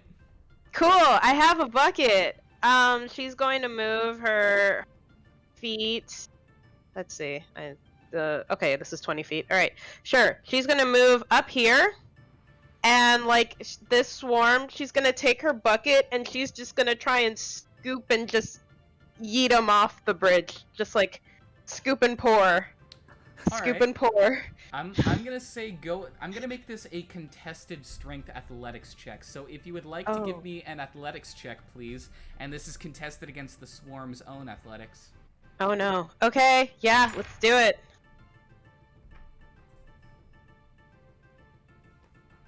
11. 11. They rolled a 4. -1 is 3, so they fail quite miserably. I'm gonna say go ahead and roll. Just roll 2d6 worth of damage, just a flat 2d6. 7. I'm gonna and it's this swarm, correct? Yeah. I'm gonna say this is not resisted as physical damage because you're not actually doing damage, but you are pulling the swarm away from itself, which does quite significantly reduce their numbers. This one I'm going to go ahead and mark with green, so I will track this as the green swarm for its health. And yeah, you see as you reach down with a bucket, picking up scoop after scoop of crabs, tossing them into the canal. The swarm is now about half the size as it had been. Their numbers are significantly thinned, and they are a weaker class of enemy as a result. So that is your action, Hina. Do you have any bonus you would like to do? No, like, not officially, but, like, as Hina is doing this, she's, like, checking out the fisherman. Just, just seeing what's there. Middle of battle. I mean, again, we can do multiple things at once. Alright, well, you see a young male Triton, about in his early 20s, with flowing blue hair that is loosely tied back in a kind of like a tattering mane that goes just below the shoulders. He has a striped headband also around his forehead that is seems to be drenched in sweat. He has these fins along the side of his neck that kind of flare out. They seem agitated. Below them are a set of gills. He is a Triton. He is in attire that, I mean, it's all rough spin, commonplace. It's kind of like this cotton vest that goes down, no undershirt. It's tied off with a cord. You actually see, now that you're closer, there is a kind of half apron around his his right side, waist, and leg. That's where he pulled the knife from. It is stained with old food. So that leads you to believe that if he might be a fisherman, dock worker, just some kind of trawler in general, or maybe he is the culinary type. You're not entirely sure which, but he, at this present moment, is focused on stabbing as many crabs as he can, and we are going to cut to him as it is now his turn. Let's see if he can actually hit something this time. We can hope. Yep. First attack coming in is an 18. That is going to hit, so he is going to get that damage with sneak attack. Ooh. Attack. So that is going to be a d4 plus 2d6 for sneak attack, plus another d8 for reasons.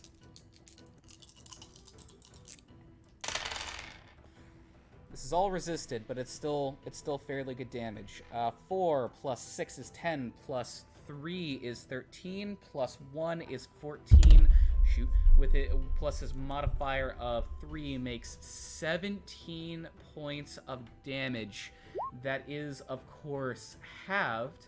However, this swarm had 8 hit points remaining, so that is going to be... That swarm is gone. Yeah.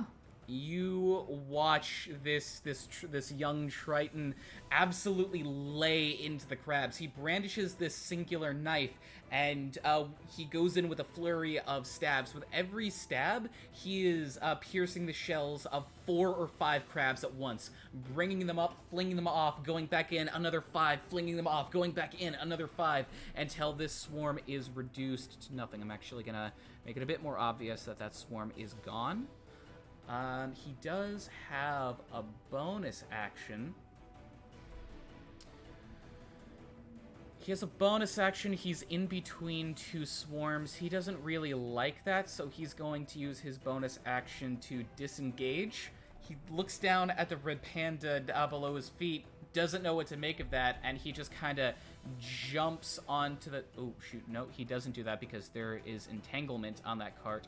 He just kind of jumps over to the side and scoots on this way, readying himself, assessing the situation. How far can he get? Yeah, he can get to the swarm, so he is going to rush on over and attempt to put himself between this swarm and the commoner as much as he can. Just try and draw their attention. That is his turn, so it goes to Yuri, the red panda companion. Yeah, so Yuri is going to attack the swarm with another claw attack. Hopefully better this time. Go ahead and give me Yeah, a roll. right? Yeah, go. Rogues, am I right? Go ahead and I give that know. roll for Yuri. Okay. 17! 17, that will absolutely hit. Go ahead and give me that damage, please. Okay, do I add his strength to the damage die, right? Yeah, are you using strength or dexterity to hit? I don't really know the red panda It- rules. They didn't say, but it's a claw attack. Is that... Well, let me check. Sorry, technical difficulties. No, One you're fine. moment. Well, you're adding a +4 to that roll, so +2 from the proficiency Yeah. bonus and +2 from either his strength or dexterity. Yeah, it's, it is slashing damage. So it's from his dexterity. Wait. Well, just let me know, what is his strength modifier? His strength mod is, 0. And what's his dexterity modifier? 3. His modifier is +3? Yeah. Oh, I didn't update the sheet. That's fine. So he should be hitting with a +5, and he's doing Uh-huh. a claw attack with 3 damage. I'm gonna say that is because of what he is. His claw attack is finesse. It counts as finesse. Okay, so then he will... Okay, so that will be 1d6 plus 3. You got it. 6 plus 3. 6! 6 points of damage. Anything special about that? Anything that gets added? So I mean, as he So like the chomp didn't work, so he's just gonna grab like some of the crabs and he's just going to like force them open with his claws. You Like got it. So that is slashing damage. It is unfortunately resisted, so it does 3 points of damage. This swarm is getting thinned out. It's not quite done, but you do see as Yuri, readying himself, kind of nursing the chipped fang, tightens his lips, goes full force into the swarm, bringing out a crab after crab, ripping them apart at the shell, and he's getting them. He got like 2 of them, but that's as much as he can get one at a time. He's dealing damage, just not as much as you might like. fair. Anything else for the wiry young panda? Yeah, for his bonus action, he hasn't moved yet. Just for flavor, he's going to like interpose himself between like the swarm. Oh no, he disappeared. Okay, he's going to interpose himself between like the swarm and Hina. All right, gotcha. Like, yeah, like the mightiest little protector. So he stands in front. He does that red panda thing where he raises his arms above his head, attempting to appear larger and more intimidating. His claws extended as he stares down this pair of swarms that are beginning to inch their way towards you. Oh, this is not how things were supposed to go this morning. Okay, it's okay. Yeah, that's our turn. Wonderful. That brings us to Satoshi Clarabelle. What's the experienced lass got for us? A couple of things. One, does it appear that this cart was being pulled by the young man who's now fighting off these crabs? It does appear that way, yes. There was no horse or other beast of burden that took off when the barrels began cracking open. He actually had his shoulders supporting the handles of this rickshaw that he himself was dragging along. He appears to be winded as a result. And it's just from me running up. Does it appear that the barrel gave way, or was it struck by something? Go ahead and make a perception check if you would be so kind. I will maintain concentration on exactly what I'm doing, but I will burn my time for further perception of exactly what's going on. The young man, the crabs, which seem to be happening too often, and all the things around here, including anyone else that is not running. It seems to me that these crabs are making people displaced. And people that are displaced usually don't have an eye on the things that are around. I'm curious if these crabs are clearing out people. And if this young man here is involved. Okay. So in that case, give me both a perception and an insight check if you would be so kind.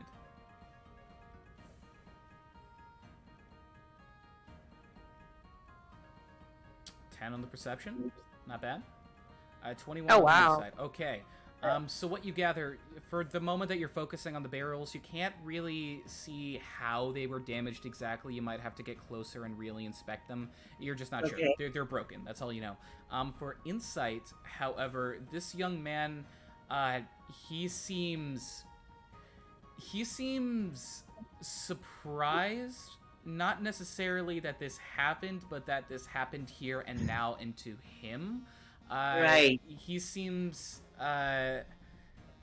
there's a degree of expectation to this young man, and he's just kind of shouldering it and rolling with the punches and getting done what needs to be done, which is pick off these crabs and protect the common folk. He does seem protective of the people that are being attacked. Okay.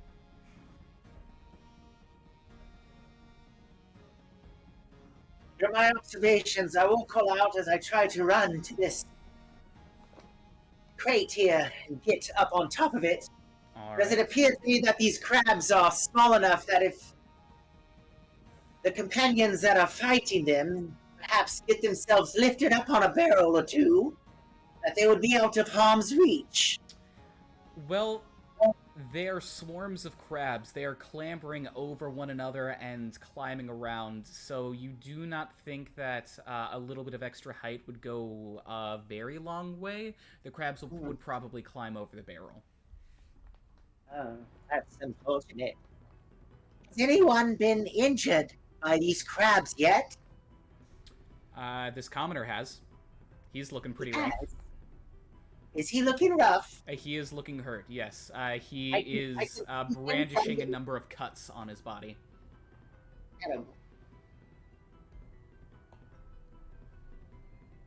Hi. But I could have seen him before moving. I'll let you, if you have a spell you'd like to cast before moving, I'll allow it. Thank you. Very well. I shall cast the spell Healing Word Wonderful. and hope that he is able to escape. Alright, go ahead and roll that d4 plus your wisdom, which I believe is a +3.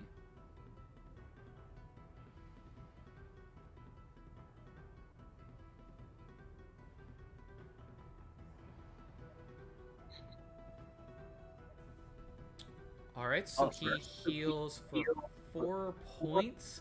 That gets him almost to where he was. He took a fair bit of damage as far as commoners go, but that healing word definitely helps as you shout from across the thoroughfare, and there is this warm, magical glow that emanates from the cuts made in his body, a good many of them sealing themselves up after the glow dissipates.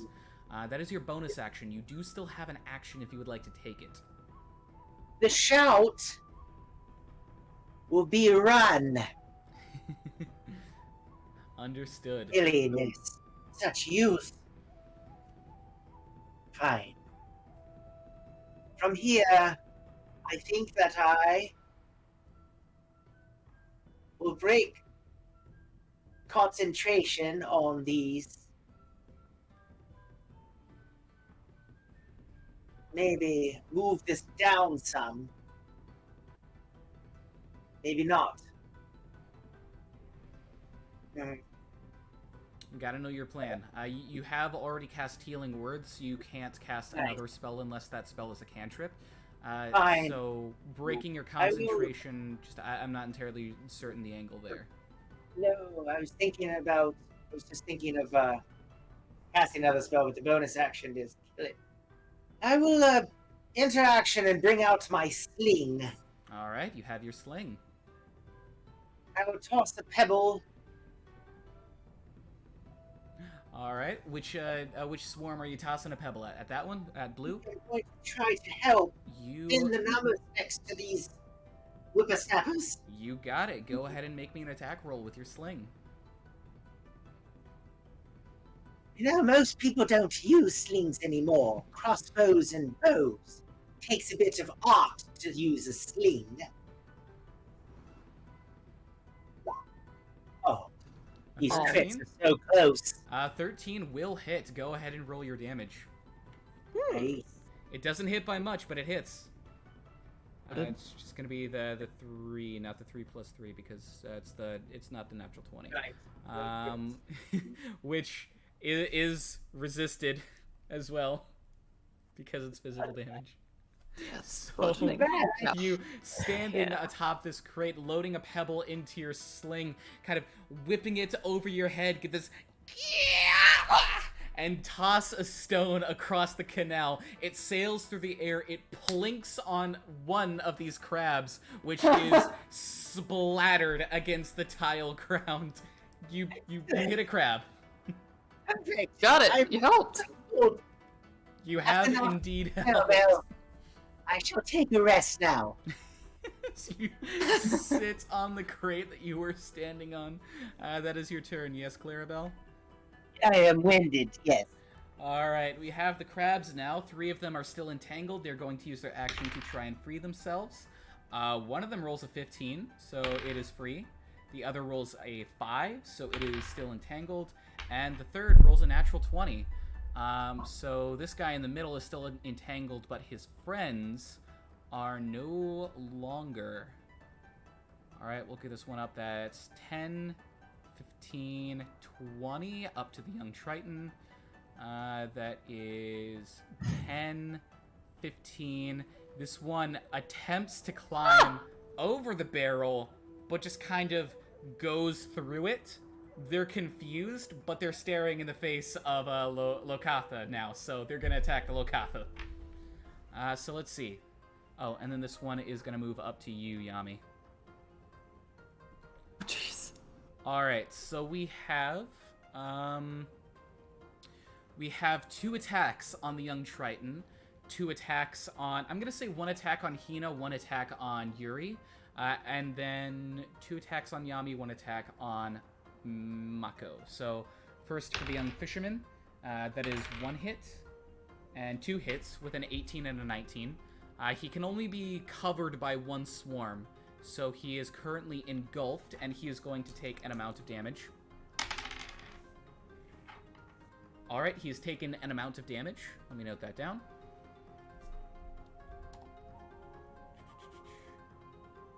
Like this. That.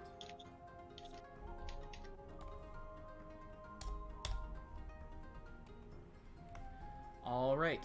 The fisherman has taken damage and is now covered in a swarm of crabs. Yami, 2 attacks are coming your way. You have major armor up. The first one rolls a 4. I assume that's a miss. Mm-hmm. The second one, which actually I need to put a mark here, the second one, which is only a half swarm, is going to go in with a natural 1. I assume that's a miss.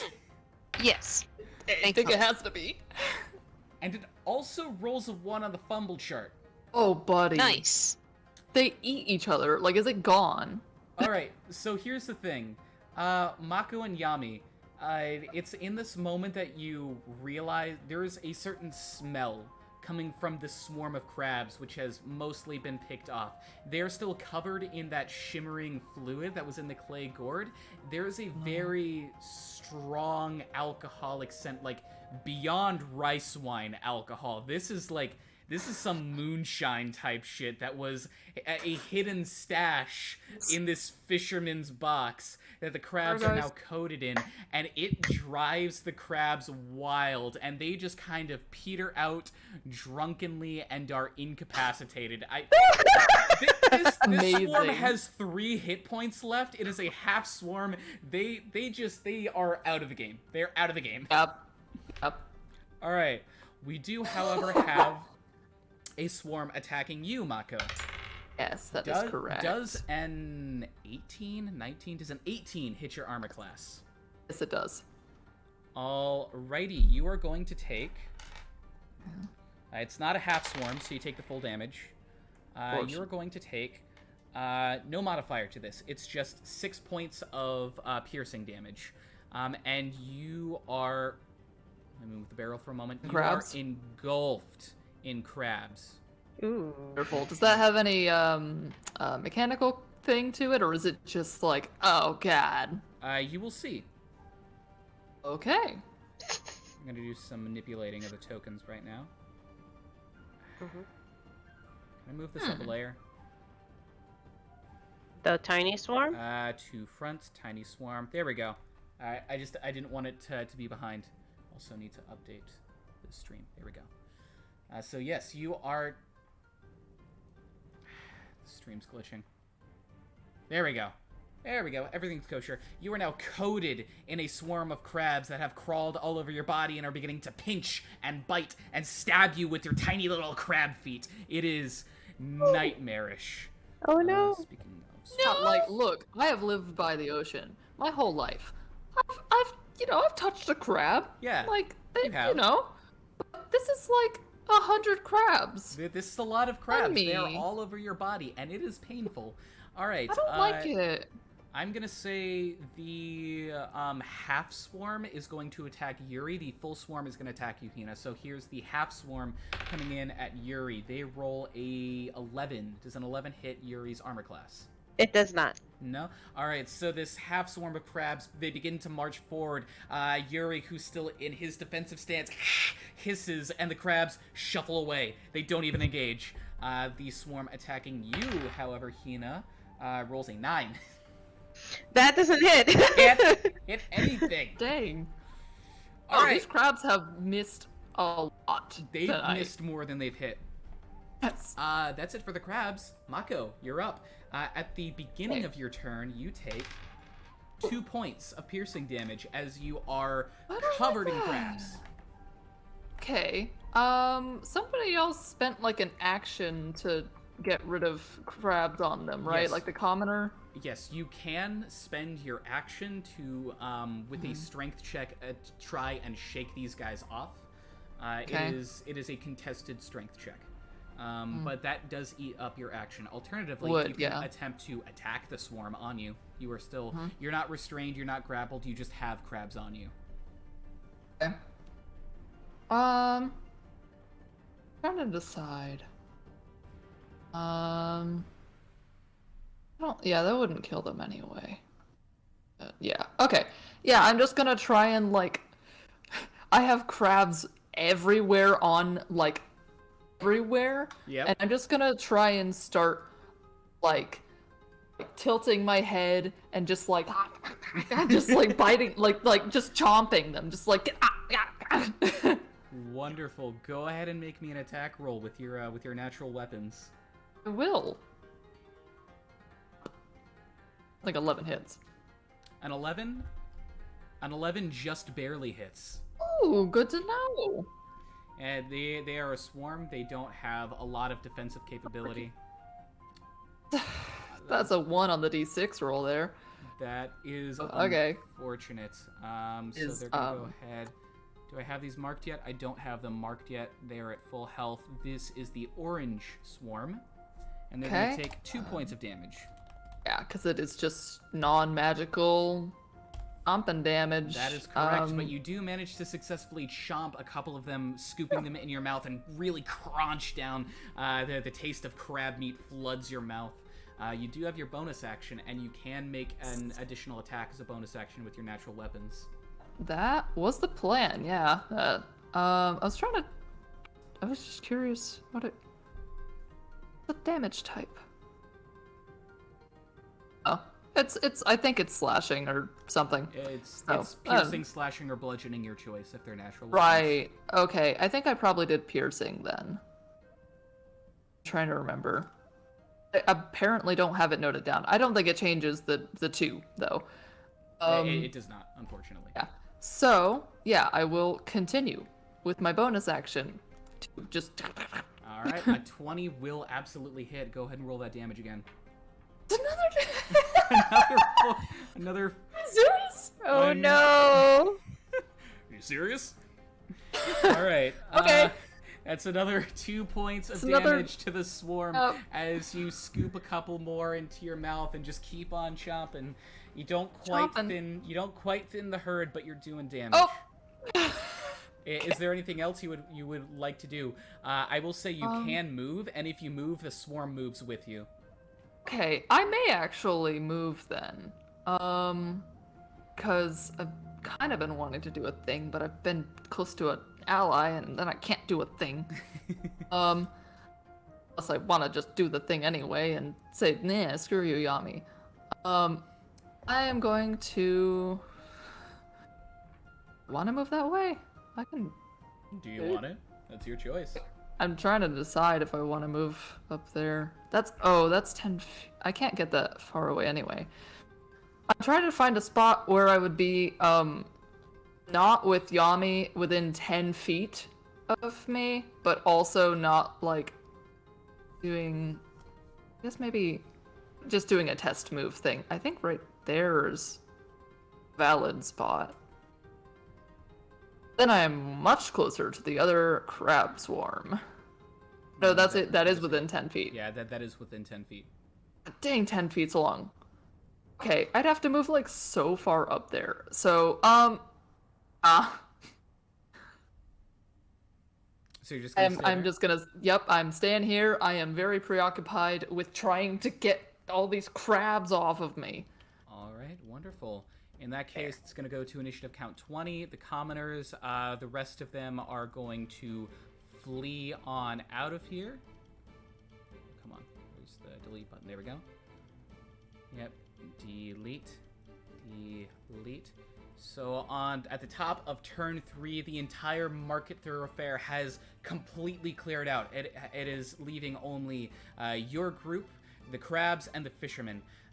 Those of you with the keenest senses, those of you that have a passive perception above 14, I'll say, do notice that just down the road, it appears that a pair of guards are making their approach. They've noticed the commotion, and they are making their approach, but they're still a little ways out. All right, so top of the turn is Yami. Okay. I am not a fan of all of these crabs, so I want to cast Sleep. Oh, nice. Okay. Especially with the amount of hit points they probably have. All right. That is a 20-foot area. It's a 20-foot sphere. So where good are roll. you aiming this sphere? So let's see. Circle. Creatures within 20 feet of a point you designate.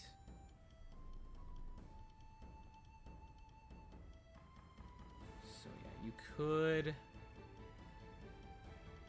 Not quite... All the arrows. Yeah, you could get... Everyone. You could get up to 3 of them, I believe. I want to get the ones off of my friend here. Definitely getting the 2 that are like right next to us would probably be a Yeah. good move. So yeah, this area is fine. Does that have you over there? I don't like that it has you over there. Okay, wait. That area is fine. All By the right. epicenter.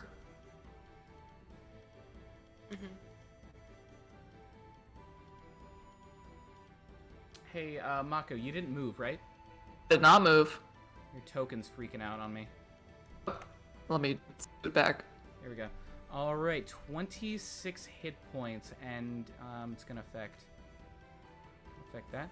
Yeah, it can affect up to these 3 guys. Nice. So let's see. Let me check their hit points. 26. Orange.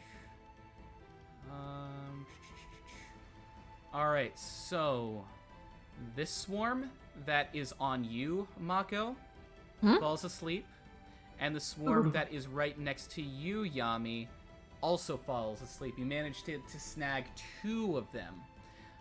So the crabs that are affected by this sleep spell all just sort of, they stop moving and they clatter to the ground. Mako, they fall off of your body in just a pile around you.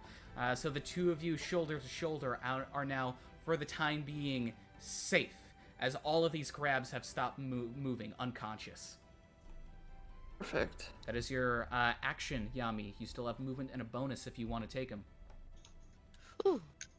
I'm not a fan of where I am, so I think I'm gonna walk away. Alrighty. Fair. Shuffle on out of there. Where are you moving?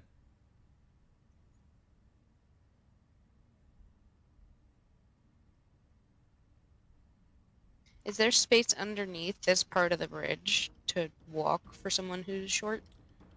I would say not for a medium creature, no.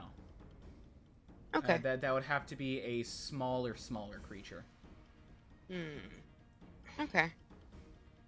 Could potentially make a 5-foot cube of frozen water to get us across the place next time. Oh. It's the canal's wider than 5 feet. I see. Okay. Canal is between 10 and 15 wide. Okay. Alright, so anywhere you would like to move, Yami? Yeah. Sorry, I didn't click out of the pointer worries. yet. Right there's good. I don't have a bonus action. Perfect. You rush on over, stepping away from the swarm of now unconscious crabs, leaning against the railing, glancing over your shoulder briefly into the canal below. You are, for now, safe. All right. So that brings us to Hina. You are up. Yeah. Okay. Like, the bucket seemed to work great last time, but I really don't like how we're all just kind of sitting. So, on this, swarm that isn't, on this swarm here that hasn't been attacked yet, Correct.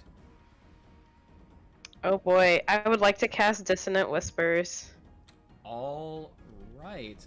Go ahead and tag that for me. Let me just get this up quick read. Sure.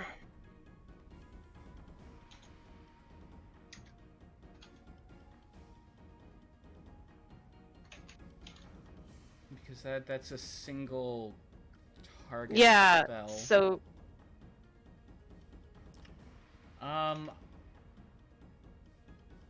okay, why is it not coming up in Roll20? I don't understand. Go ahead and just make a general charisma check for me, if you would be so kind. Sure. It's probably, if you have another tab up, like, over it, then it's probably popped up with, like, what level spell do you want to cast that at? Which doesn't make sense since you guys can only cast first level spells right now. 19. A 19? For charisma check, yeah? Yes. Alright. You feel as though a spell of this caliber, it would be difficult to spread its effect across the multitude of creatures that comprise the swarm. It's not impossible, but it would be a bit more difficult. Ooh, Path of Least Resistance. Okay, I'll try the bucket again on the swarm that's almost dead. Fair enough. Go ahead and give me a contested strength check. Strength or athletics? Athletics, sorry. Okay. Oh. This one. 5. You want to know something funny? Yeah. The swarm also rolled a 5. They have -1, so it's a 4. Hey! So it's a bit awkward and clumsy as you are just frantically scooping bucketful after bucketful of crabs, not quite getting them. Go ahead and roll 2d6 for me to see how much scooping damage you do. Another 7 points of scooping damage. 7 points. I'm not even going to give these guys an X. I'm just going to take them off because you are effectively tossing these crabs into the canal, and they're being swept away by the current. So the rest of that swarm is scattered into the water and is off the map. Great. A singular crab crawls out of the bucket, begins crawling up your arm. Oh, I'm gonna, like, swat it back into the bucket because, like, maybe some of the ones that are dead on the floor would be really good, like, for dinner later. And they're free, right? Because they're, like, on the floor. So it's okay. And I help kill them. The government doesn't want you to know this, but the crabs are free. You can just take them. Free crabs for everyone. Oh, no. Technically? It's like the Mr. Incredible, like, canny, uncanny. Free crabs for everyone. Free crabs for everyone. Alrighty, so after doing that, I am going to... Yeah, so I don't really have a lot of bonus actions. I am going to, yeah, I'm gonna stay where I'm at because I can get to the swarm a little later. Yeah, so that is my turn. Alright, you're staying right there. We go now to the Triton. He is going to presently, he's not going to try and brush off the swarm. He is just going to try and get at him with his knife. That is going to hit. Self. Alright, so that's 2d6 for sneak attack damage, 1d4 for the knife, and a d8 for something else. Damn. I love how much more that the sneak attack damage is than the knife. Yeah, 1d4 for dagger, but look at all the sneak attack. 11 plus 2 is 13, plus 7 is 20, plus his dexterity makes it 23. I have to look up. Oh, hang on. He takes a d6 of damage at the top of his turn. He takes 6 points of damage at the top of his turn. And he doesn't, even with that hit, he doesn't quite reduce the swarm. He needed to do, like, 1 more point of damage. Aww. But he does have a bonus action, so he's going to try and make that second attack. And he rolls an 8 plus 3 makes 11. He basically just barely hits, and it is enough to finish off. To finish off that swarm of crabs that was harrying him. So yeah, you see him, a small frenzy of blades as this dagger whips around him, and there is a small pile of dead crabs at his feet. A couple of them are still crawling like in his hair and on his shoulder, but he just like brushes them off. They are of no threat to him. That is his action and bonus. He can't move away from the swarm without aggravating it, so he's just going to move around it and start bringing it this way. That is his turn. It goes to Yuri. I have a question. Yes, so what is your question? I, from context clues, have guessed that he's a swashbuckler rogue. You might be correct. Okay, I was reading it, and I'm not sure that he had sneak attack on that, because it specifically says that you don't need advantage on the attack roll to use sneak attack if you're within 5 feet of it and no other creatures are within 5 feet of you. Oh, is that correct? Yeah. That's what it says on D&D 5e, at least. I'm going to go ahead and double check that real quick. Go ahead. Oh, it doesn't matter. He has advantage for a reason. Okay, never mind Oh. then. Yeah, never mind. For reasons. Can't let you know what that is, but he's pretty good for this fight in particular. Okay. That is going to be his turn though, so it goes to Yuri. Okay, Yuri is gonna, like, see what Hina's doing, and he's like, his claws aren't as effective, and that's making him a little sad. So in my mind, the crabs are kind of all along this wall and a little bit on top of, like, the bridge handle. Is that what's going on? Yes, that is what is happening. Cool. Yuri's gonna, like, swanter, like, over there and just, like, climb up on the... Why can't I get him over there? Well, he's gonna climb up on, like, the bridge handle, and he's going to just, like, bap the crabs off of the side into the river. Just bap. All right, is he making a straight up just like a claw attack, or are you making this a shove attack? I will make it a shove attack. All right, so first roll to hit, if you would be so kind. Okay. Roll just, like, athletics? Just roll to hit, like his normal claw attack. Okay. 22. That will hit, and then go ahead and give me a contested athletics check, please. Yay.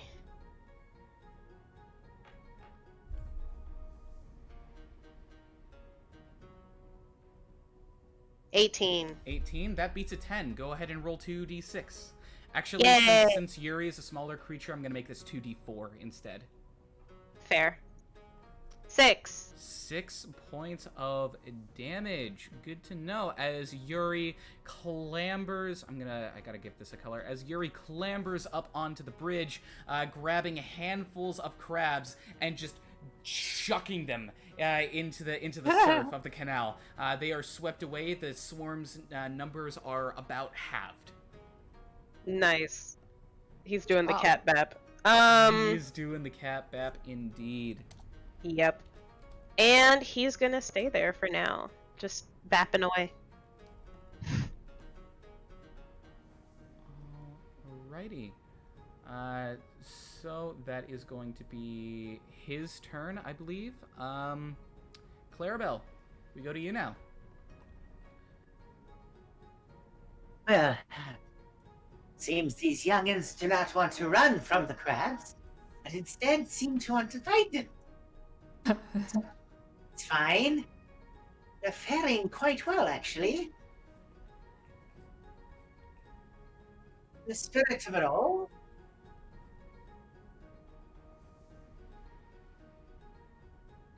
They are indeed. They seem to be holding their own. You still concentrating on your entangle spell? What else have you got up your sleeve? Thinking of letting that go, but we have at least a bushel of them isolated. And everyone else seems to be taking care of business. I'll look back and make sure that Yoshi is gone to find the guard. Hopefully the young lad isn't cowering behind the stand and is going to find someone to help. What's your passive perception? My passive? Yep.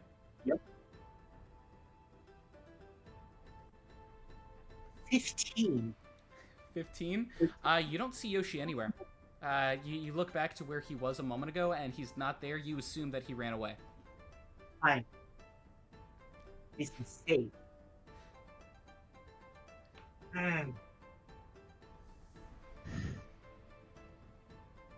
Anyone look in particularly injured amongst the group fighting these crabs? I'm down to half. Yeah. So 8 out of 16. Not the best. Might be okay? I don't know. I will use bonus action to healing word the companion who has the worst case of crabs. A bonus action well spent. Go ahead and roll your d4 plus 3. That's what I'm talking about. Ooh, thank 7 you. points of healing. That is beautiful, Clarabelle. It is. Mako, you actually hang on just a moment. Clarabelle, what is your healing word that you shout over to this Lokatha currently fighting off the crabs? I shall call over.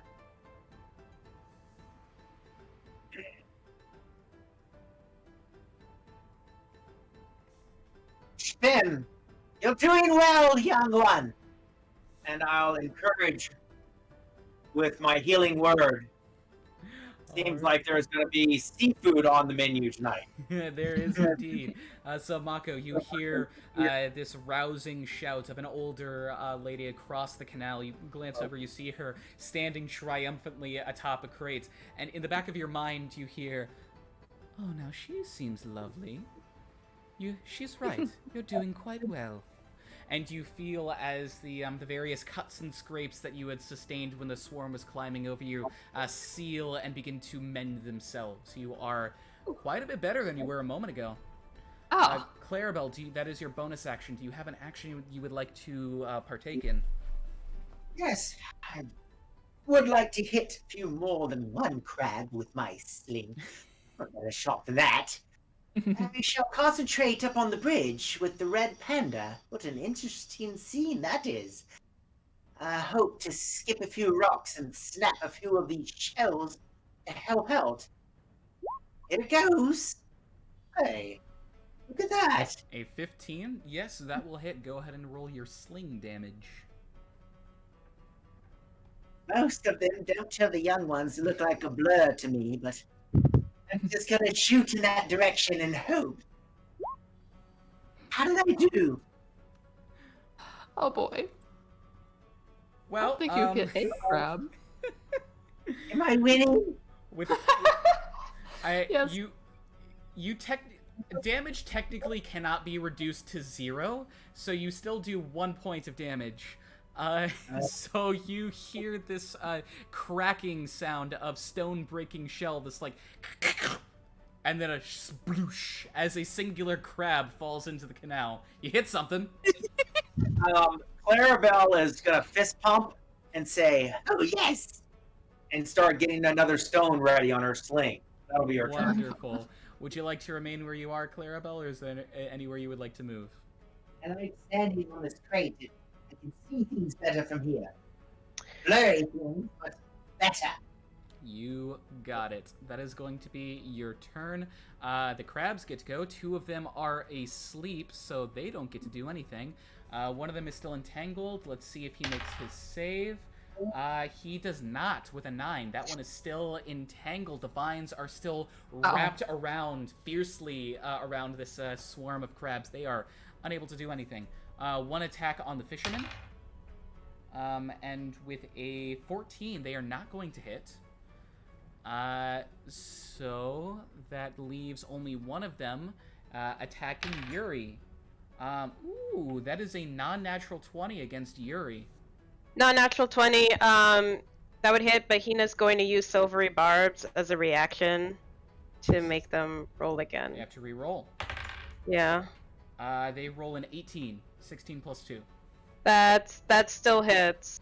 Dang. Yeah. Dang. So unfortunate. However, this is a half swarm, so they don't get to do as much damage. Yuri takes 4 points of piercing damage as the crabs swarm on him and are clambering all over his body. Okay, So- and I will give him advantage on his next attack roll. Good to know. That, I believe, is all the crabs that can do things, so they're done. Hey, Mako, you're up. Hey. You got a pile of crabs around you. Yeah, I'm gonna step out of the crabs. You step out of the crabs successfully. Okay. I will see that my friend is attempting to, is kind of looking at the river in I want to cross that way.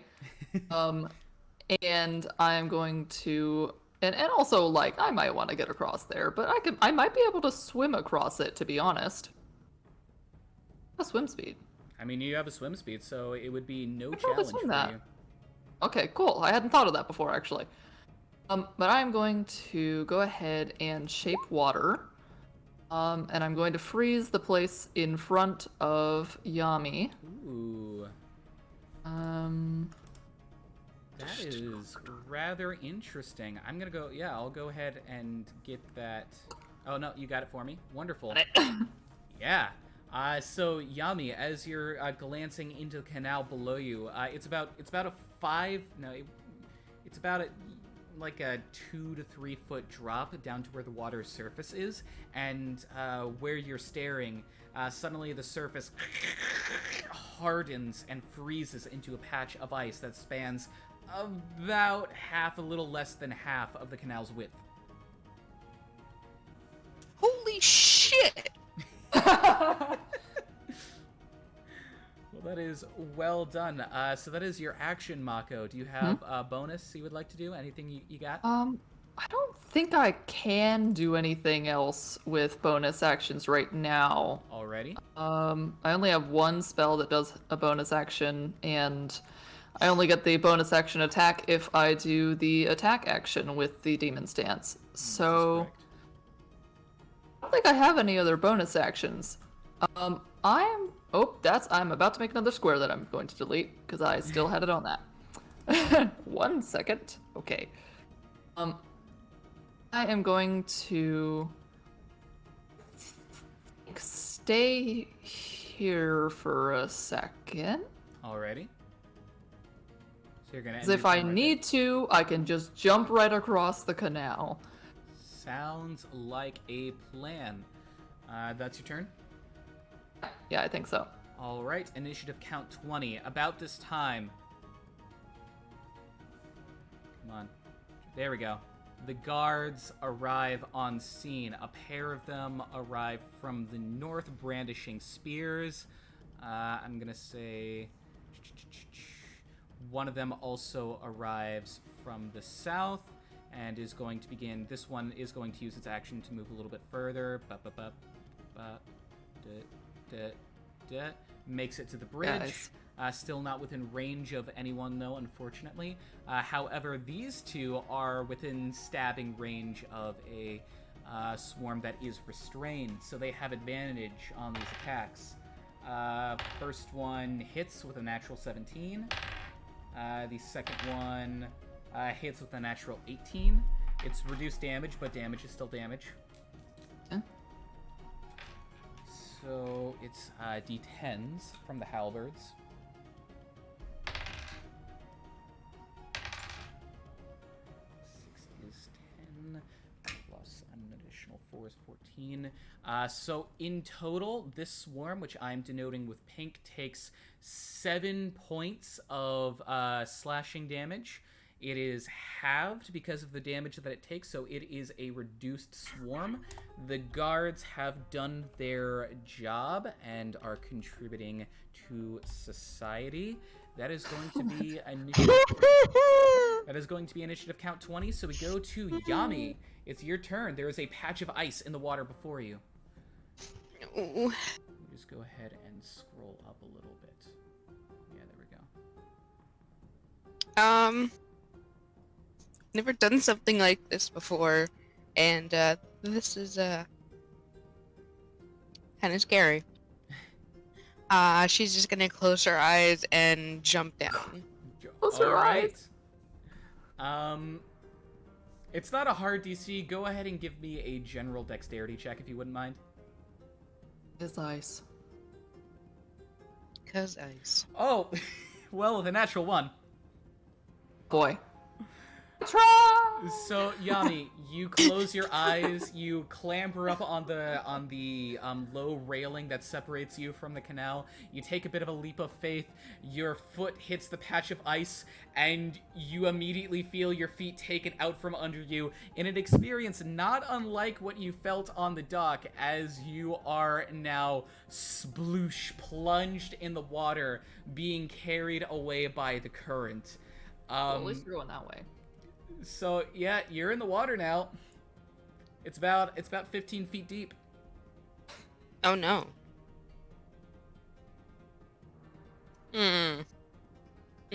Well. Well. Well. Well. Well. That didn't eat your action. You still have your action and a bonus action if you can do anything with those. I guess I can try to swim. What direction are you gonna try and swim?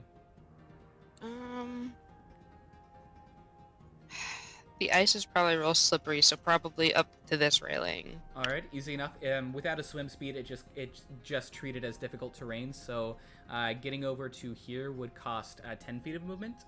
And then you can attempt to climb out. It is an athletics check to pull yourself out of the canal, and because you are fighting against a current, it is made at disadvantage. Boy. Egads. It's technically possible. Because I assume you do not have a climbing speed. Correct me if I'm wrong. I don't.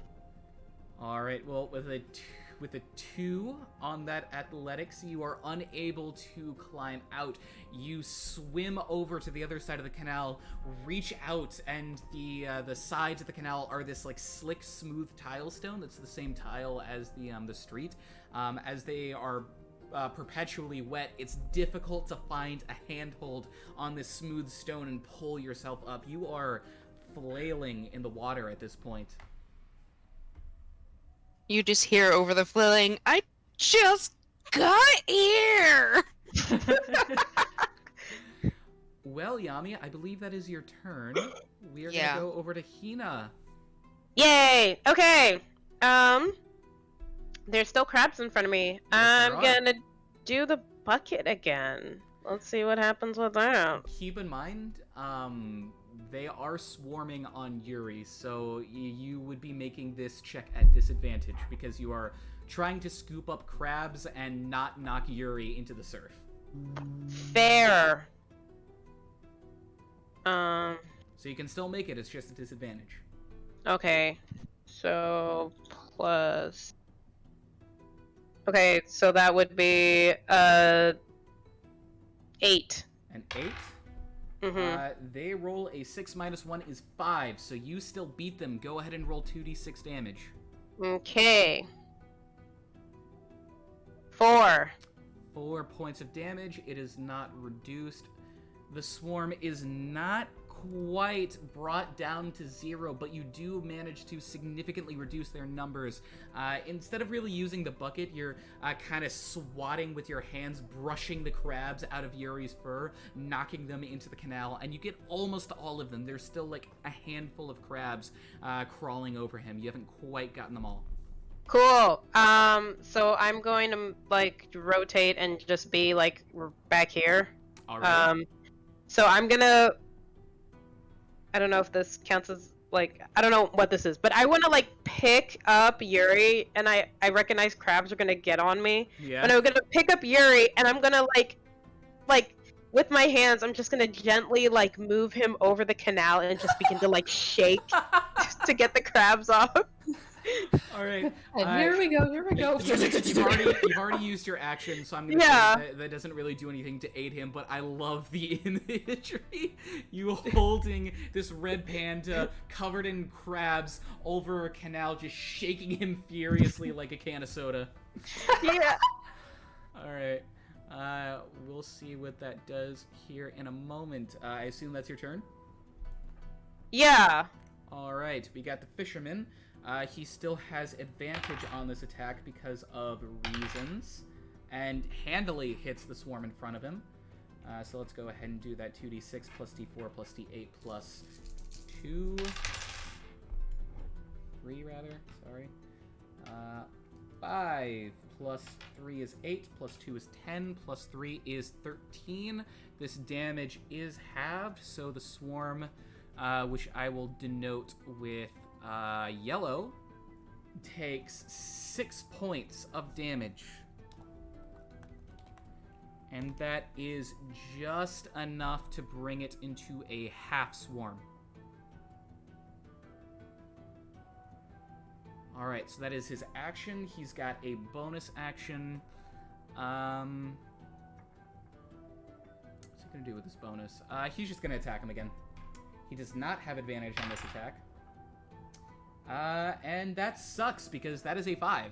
So he manages to cut down a significant amount of crabs with his first flurry of strikes. He goes in for a second time and he hits nothing but stone and the corpses of crabs that have already been shanked. So he's doing his best. However, because he did make an attack, he does get to move away.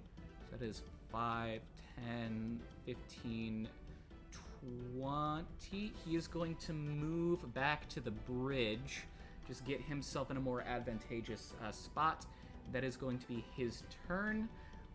So it is Yuri's go.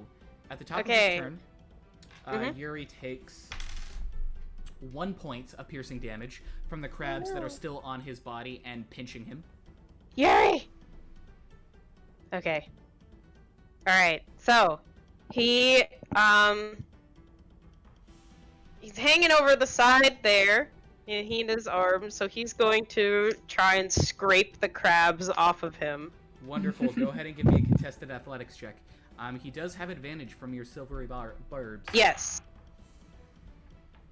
Ooh, they rolled pretty high, though. Plus his attack. So that's a nat 20. They didn't roll higher than a nat 20, so absolutely. This swarm had 1 hit point left.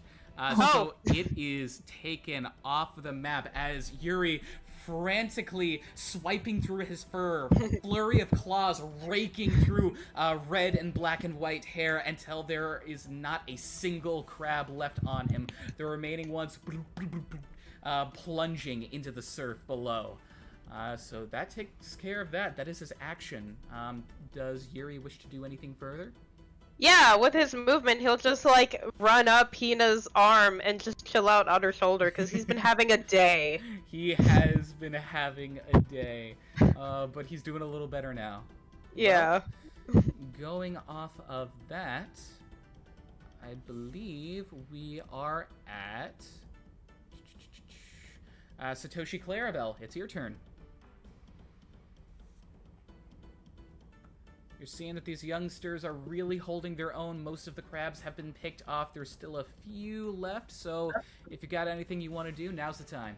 You do see one of them has fallen into the canal. I will jump down here and get to this position here. And I will reach down my hand. I will drop concentration on this here so that I might cast the spell guidance as I reach my hand down to help the young one in the water lift herself up and bring herself to dry land. You I got will it. furthermore look around, see if anyone else is in danger, and call out to them to fall back and make sure that their safety is of utmost importance. And that is all I will have. Hopefully, this young one in the water won't have any problems. You just hear her splashing and yelling, "Fuck this shit!" Well, Clarabelle, I think you've got no worries as you reach down to the young woman in the water. She's just barely out of reach, but there is this magical light that extends from your fingertips, cascading across her shoulder. Yami, you feel a bolstering to your strength as you are given guidance, a D4 to your next ability check when in the next minute. Why do I just feel like I've eaten a nice home-cooked meal? It's wonderful. This is a nice feeling. It is comforting. It almost brings you to tears with how wonderful it feels. It would feel a lot better if you weren't currently in the cold, rushing canal. But Clarabelle, you look around, you keep an eye out, you see that the market thoroughfare of commoners, they've cleared out, no one's in imminent danger, and a couple of guards have rushed into the scene to pick off what remaining crab swarms remain. Good. Now I will make sure that Keith doesn't fall out of my pocket into the river. He's not too good of a swimmer. Keith is doing wonderfully. He is tucked into your little apron pocket. He's peeking out with his little ferret face, just excited to see what all the action is about, but he is staying as safe as he can. Good. That's fun. That's all for the old lady. Wonderful. Well, that brings us to the crabs, of which there are only 2 that are conscious. So, I mean, this one's going to attack the guard that's in front of it. I mean, it's going to stay in that space so it doesn't take attacks of opportunity. About to ask, actually. It's clambering on the guard, but isn't able to find any gaps in its armor to where it can pinch anything fleshy. So that crab fails. 5, 10, 15. Scrambles on the bridge towards the young fisherman. And with a 12, does not hit. So I'm gonna, well, it's not quite over yet. Mako, it is your turn.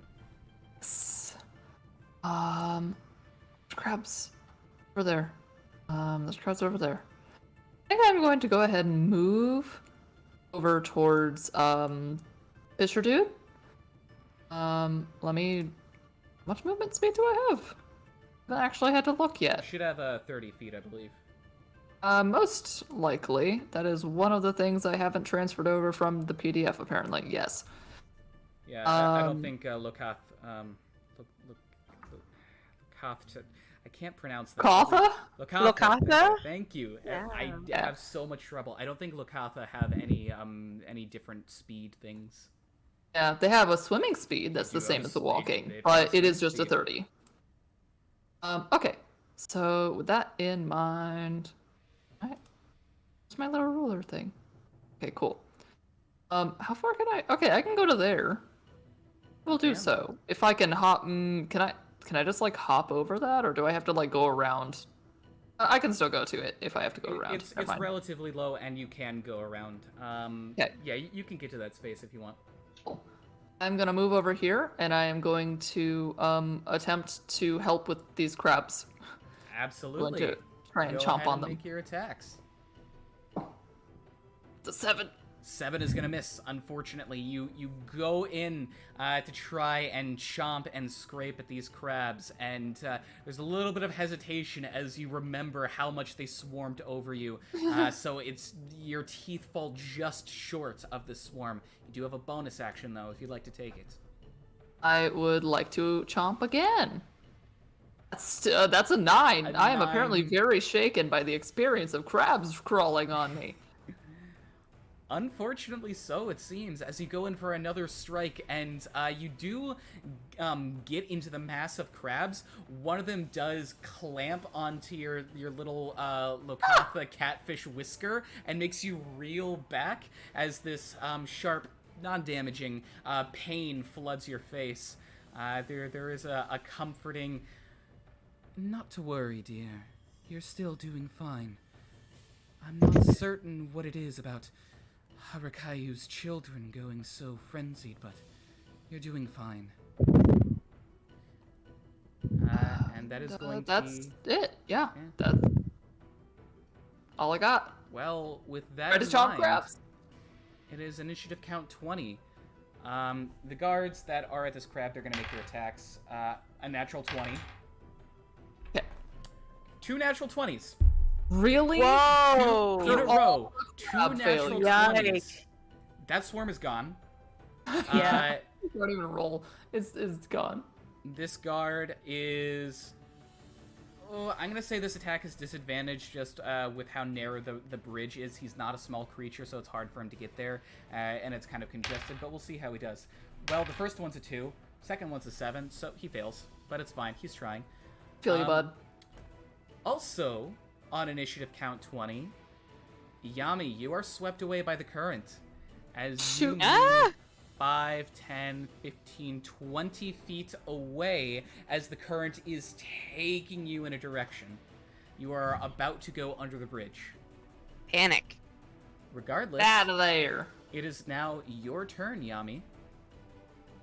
Oh, fuck this shit. Got guidance. You Fuck do have this shit, guidance. I'm out. Yeah, I guess I'll try and climb out again. All Do right. it! Go ahead and give me an athletics check with disadvantage, but you do have guidance, so it's a plus D4.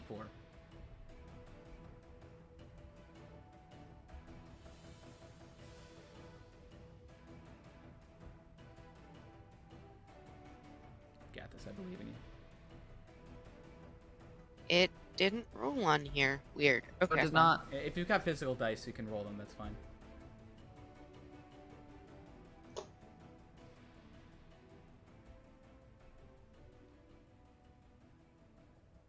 How's Yami gonna get out of the surf? The I don't know what's young happening. wizard lass is trying her best. Okay, I guess I'll roll that again. Yeah, go ahead, it's fine. Okay. That's a nat 1 Oh, plus a wizard, right? D4. it's not gonna matter, I'm afraid, with a natural 1.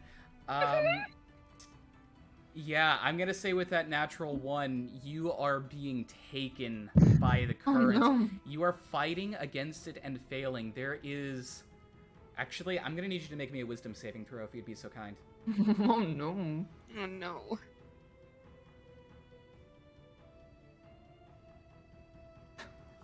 What? Can't you nine? reroll stuff? Unfortunately, a 9 is not enough.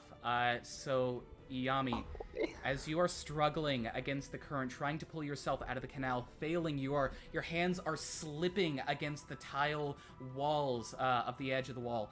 You instantly recall the moment that you had this morning of falling into the water of the dock, falling into inky blackness.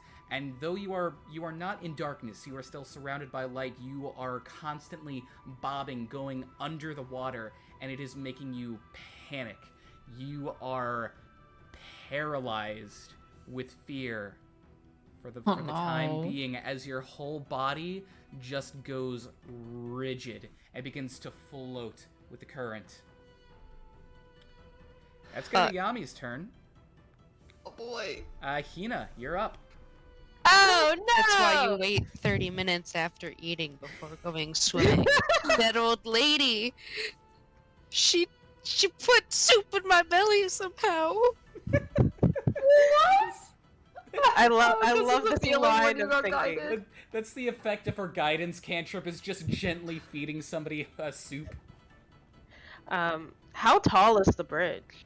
The bridge, it's not terribly tall. It's just meant to go around the canal. The canal below you, from where you are on the bridge, it's about a 10-foot drop total. So the bridge goes about 7 feet up at its highest point. Cool. Alright, so... Oh. Alright, here's what I'm gonna do. Because Hina has no sense.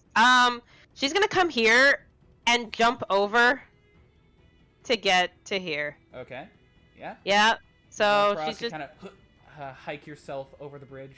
Yes, and Yuri's with me. And I'm gonna come here, and this girl is in the water. Yes, she is in the Weird. water. She is rigid. She is bobbing under the surface, but for the times where she comes above the surface, you see her eyes are just wide. Okay, I'm going to. Oh my gosh. Okay.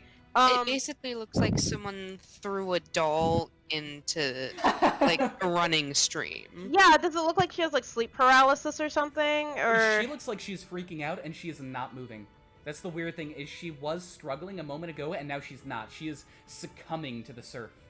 okay. Oh, man. Can I try and grab her clothes? Like. You can certainly try. Go ahead and give me an athletics check if you'd be so kind. Oh no. Hina's not strong. Oh my god, natural 20! Oh my god. Ah, That's the you way to do it. blessed fox creature. Yeah, no, absolutely. I can't deny the power of a natural 20. Absolutely. You have this sheer moment of a kind of self-inspiration as you see a damsel in distress being taken by the raging sea. You rush over heroically, leaping over the railing of the bridge, reaching down into the water, grabbing her by the front of her clothes, and hoisting her above the railing into the canal, bringing her gently onto solid, dry ground. She is still rigid. She is still freaking out, but in that moment, Yami and Hina, as the two of you, your eyes lock, Yami, you feel that feeling of warmth and safety return for but a moment, and Hina, you look down into the face of someone you have just saved and feel absolutely wonderful about yourself and your prospects as an adventurer. I'm pretty good at this. Okay, so as my bonus action, I'm gonna cast Healing Word on Yuri because he's had a day. Fair enough. Fair's fair. Go ahead and roll your d4 plus charisma. D4 plus 6. So 6 Yuri points gets of healing 6. to Yuri. He's looking better. He, the healing word kind of seals up a wound that was behind his ear, and a little shard of crab shell pops out. Nice. Okay, that's good. So, I have this girl on the floor. I did my movement. So, like, I got her, and she's out of the water, and she's lying there, and I'm looking at her, and I'm like, oh, what do I do? And I remember I read, when I was younger, a book where, like, when people were, like, you know, like, frozen, you slap them. So I start, like, slapping her face, trying to wake her up. Like, oh my god, wake up! Well, you're slapping her. That may or may not resolve. I'm not very strong, so it doesn't. Yeah. It's not very great. But I am like, oh my god, wake up! Alright. Yeah, that's my turn. Well, it is now the fisherman's turn. He is facing a half swarm. It's not going to take much. Let's see. That hits. He rolled a 16, like 16 on the die. That is going to be more than enough to finish off this half swarm of crabs. And given that the remaining 2 crabs are unconscious from the sleep spell, and Yami is no longer in danger of being carried off by the surf, we are going to consider this combat resolved. Scoop the crabs into a new bucket. I know. I'm gonna take some home. Yep. So The Yuri unconscious begins- crabs are gonna wake up in a bucket like, what the? Yuri begins chest compressions. He knows CPR. Yeah. all right. So we're going to go ahead and we'll stay on this map for a little bit, just to keep what's going on. But over the next few minutes, all of you catching your breath, all of you with weapons and the guards, they go up to these remaining 2 unconscious crab swarms and just stab them into oblivion until none of them are moving. Not gonna just put them in a bucket, huh? No significant number of them are moving. Well, the guards don't listen to that idea. The fisherman, this young Triton, he likes that idea. He protests these guards killing off his crabs, but prayers fall on deaf ears as these guards finish off their threat with their halberds until all is quiet again in the market square. Everyone catches their breath. Triton looking at the scene that, wrong place, wrong time. It looks like that he caused with just this sheer look of, oh shit. And the guards look over at him. Care to explain yourself, Watanabe? I completely butchered that. Triton looking over the guards. Look, I know what this looks like. I know exactly what this looks like, okay? None of this was me. None of it. I was just bringing these crabs to my restaurant. That's all I was doing. The guards. Yeah. Alright. You want to tell us where you got so many? I mean, I just bought them over at the markets. And guards kind of look at each other. This amount? It would cost quite a pretty penny, if I do say so.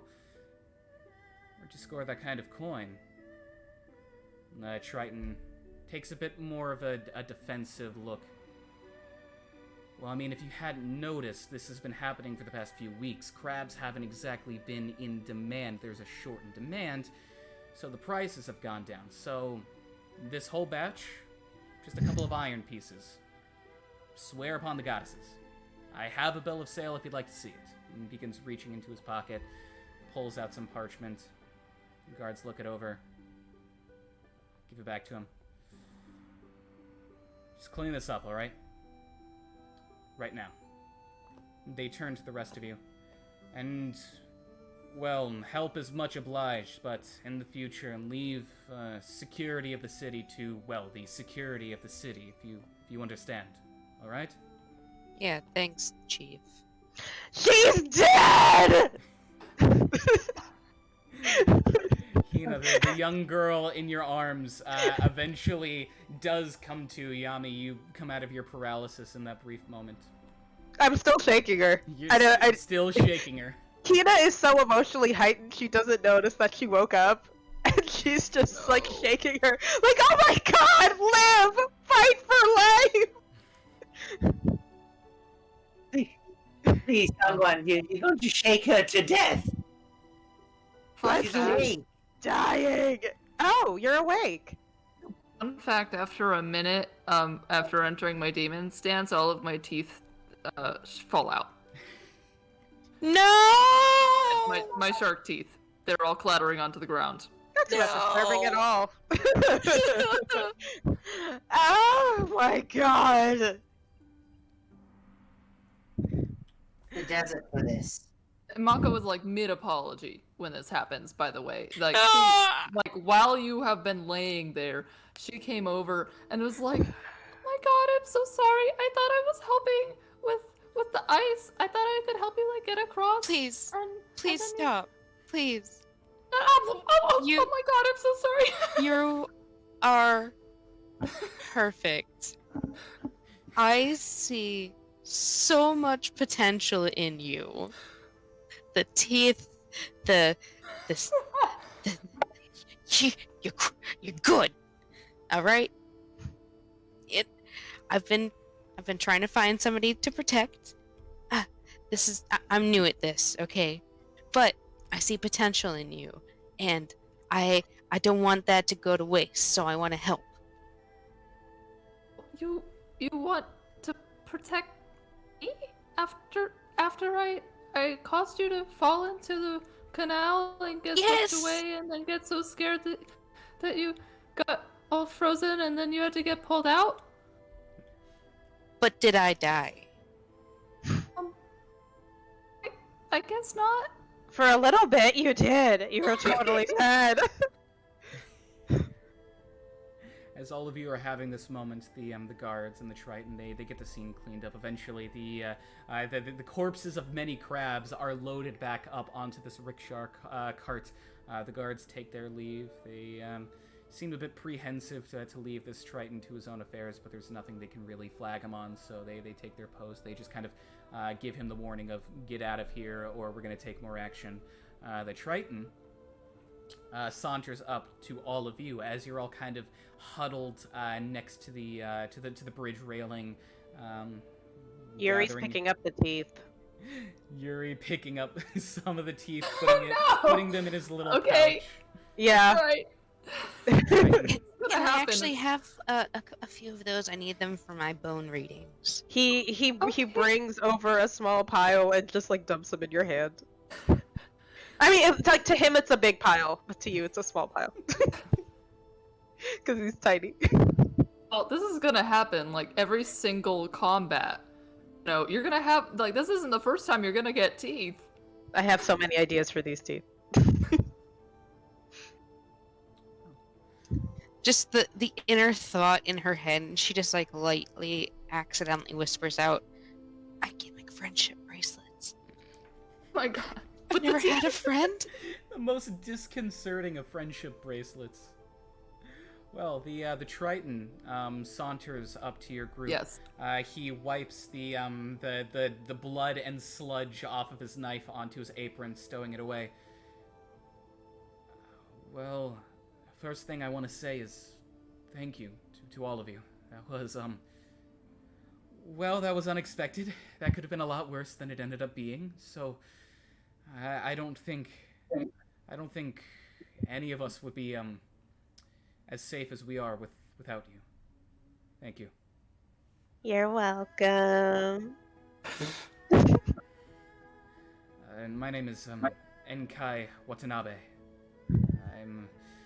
I'm just a restaurateur, not far from here. How do you spell that? Enkai? Enkai, Enkai. Enkai. Got it. Watanabe, Watanabe. Ooh, cool. Yay! Thank you. If you would be so inclined, I'd like to invite you all to my restaurant. I need to get these crabs in the hot pot before they start to spoil, and well, I'd say that a lot of you have earned yourselves a free meal, if you'll indulge me, of course. Hi. I'd love to. Sounds fine. I hope that you're as good a cook as you are generous. At least I am happy to join you. At what time would you like to have this dinner? Tonight, or perhaps the next tomorrow? I was thinking this very moment if you would allow me to cook you all a lunch, if that's fine. That would be great. Where's your restaurant? Not too far, just down the road. It's I can show you all. He puts the other rickshaw cart handles under his shoulders again, begins to lug the cart forward as it clambers down off the bridge, and he begins to walk down the market fair street. I'm gonna lean over to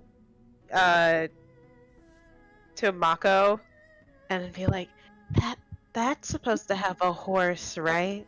Like, there's supposed to be a horse on there?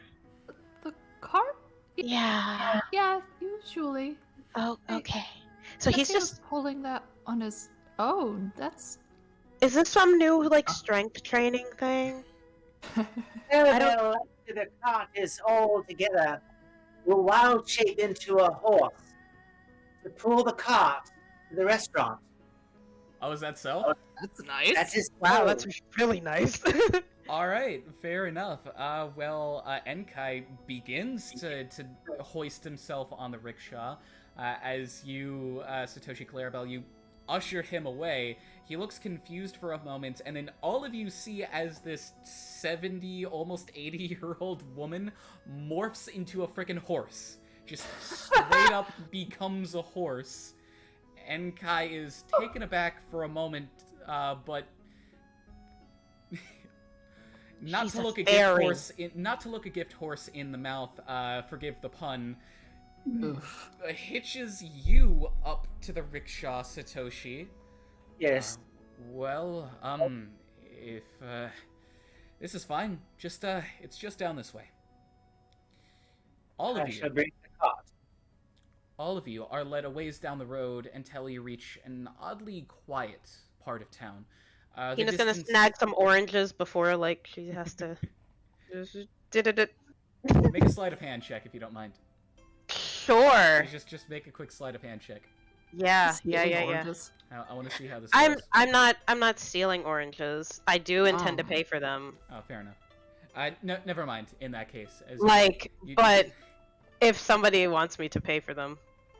you just well, I'm giving you the option here because at the moment the market is cleared out and the merchants and commoners have not yet returned to their stalls. They don't know the state of this area, so Yeah, if nobody's around me, I would have just like grabbed some oranges and be like, you know, I did a good deed today, and no good deed goes without unpunished. Yeah, it equals out, right? Like, this is my reward. Fair's fair. So nobody sees you as you just kind of roll a couple of oranges into your bag, pull it cinched tight, and follow down along the road. So the road continues a ways down until you reach a part of town that is oddly quiet. The distance between the buildings spans a bit larger, though the thoroughfares are a bit more narrow. The buildings themselves appear a bit older, a bit more weathered. There are fewer people crowding the streets. Those that do walk the streets, they walk leisurely, quietly. Many of them being older folks, women carrying young children. All around this district is very quaint, it has a very lived-in feel. And the building that you are brought to embodies that spirit greatly. There's a faded sign boasting the characters for Seat at the End of the River, hanging suspended by hempen rope on the side of a building with very few walls. It is a one-story box perched at the end of a road overlooking a harbor, a little more than tarp stretched between a few sturdy poles. The fabric walls look to have seen better days. They're patched and fading, nearly each one being a different color than the last. It is very much a patchwork abode. Beyond a curtained doorway, however, are rows of very simply hewn wooden benches and tables, enough to seat a few dozen people. It looks... and a stocked bar on the right-hand side from which steam gently rises out of a heated pot. There are only 2 people currently seated in this area, both of them at different tables, both of them older folks as well. There is, however, a third figure standing behind the bar, manning the pots and stirring sizzling meat. The figure stands with a large, rounded shell protruding from his back, moving slowly and deliberately with olive-green trunk-like arms. It is a turtle, chef tending to this restaurant. The Triton he unhitches you first, Satoshi, helping you bring the cart around to the side, around to where the bar is. There's kind of like a little area where the cart seems to usually rest. There's kind of ruts in the ground suggesting it is usually parked here when not in use. He then kind of peeks into the restaurant. "Sando," he yells out, "has the captain come in?" And the turtle, "Nope. Not yet. Soon, though, I think." Hopefully sooner than later. "Oh, would you tend to our guests, please? I'll take over the cooking." The turtle just nods. He steps away from the hot pot and goes around the bar. All of you have kind of gathered into the front of the tap house. The turtle gestures to one of the many empty tables. "You can take a seat there if you'd like. Can I offer any of you a drink? We've got water, we've got rice wine, and we've got citrus juice, and that's what we've got." Oh boy. I will have a small glass of rice wine. Is it warm or is it cold? We can make it warm for you if you'd prefer. That's not a problem. Thank you, lad. I shall have it warm. Do you happen to have any nuts? Keith loves them. I can see what I can scrounge up, Thank you so but kindly. don't hold your breath. Fine. Thank you. And the rest of you?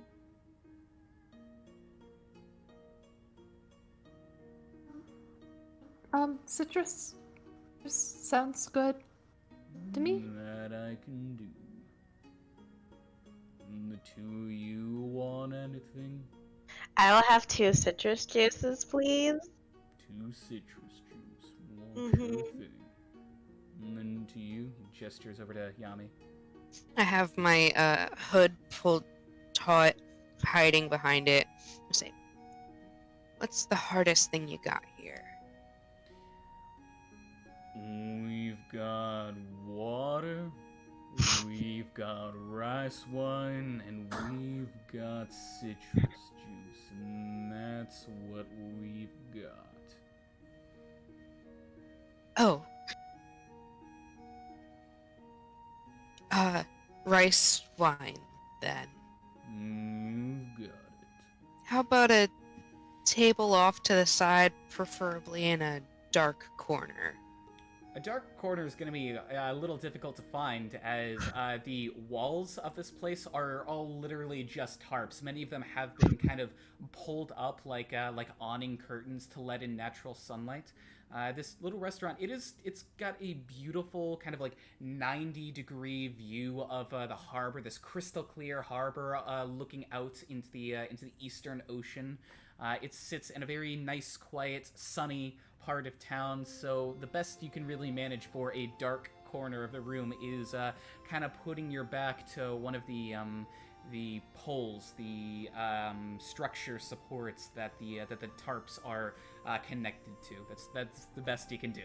This is a very brightly lit room. She looks visibly flustered. This was the only plan that she had coming in here, and now those options, she has been derailed.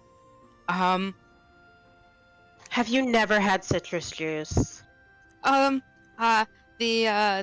alcohol, and thank you. And she just like bows slightly and then just rushes off to a place and sits down facing the tarp.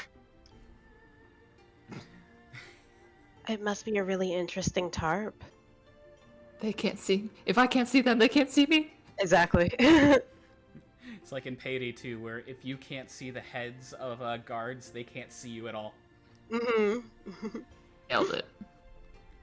So, And I'm like hunched over and like curled in slightly.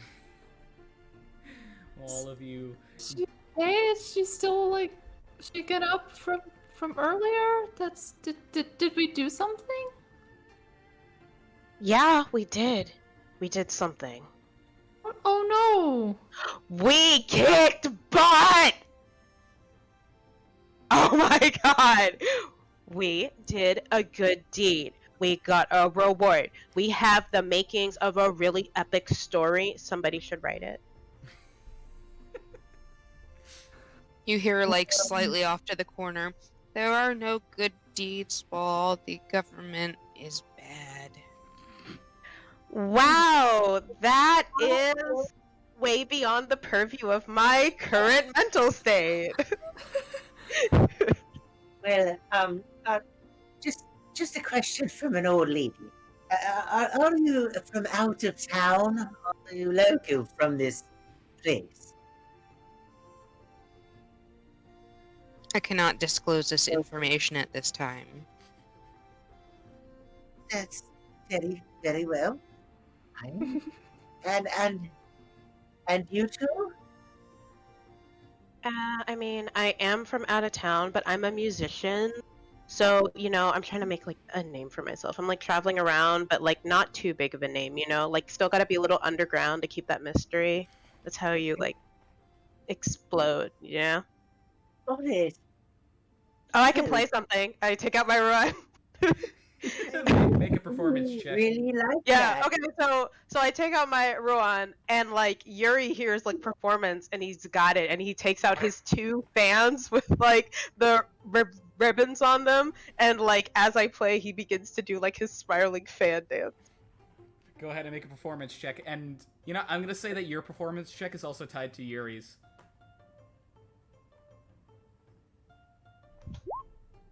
Oh no, 7.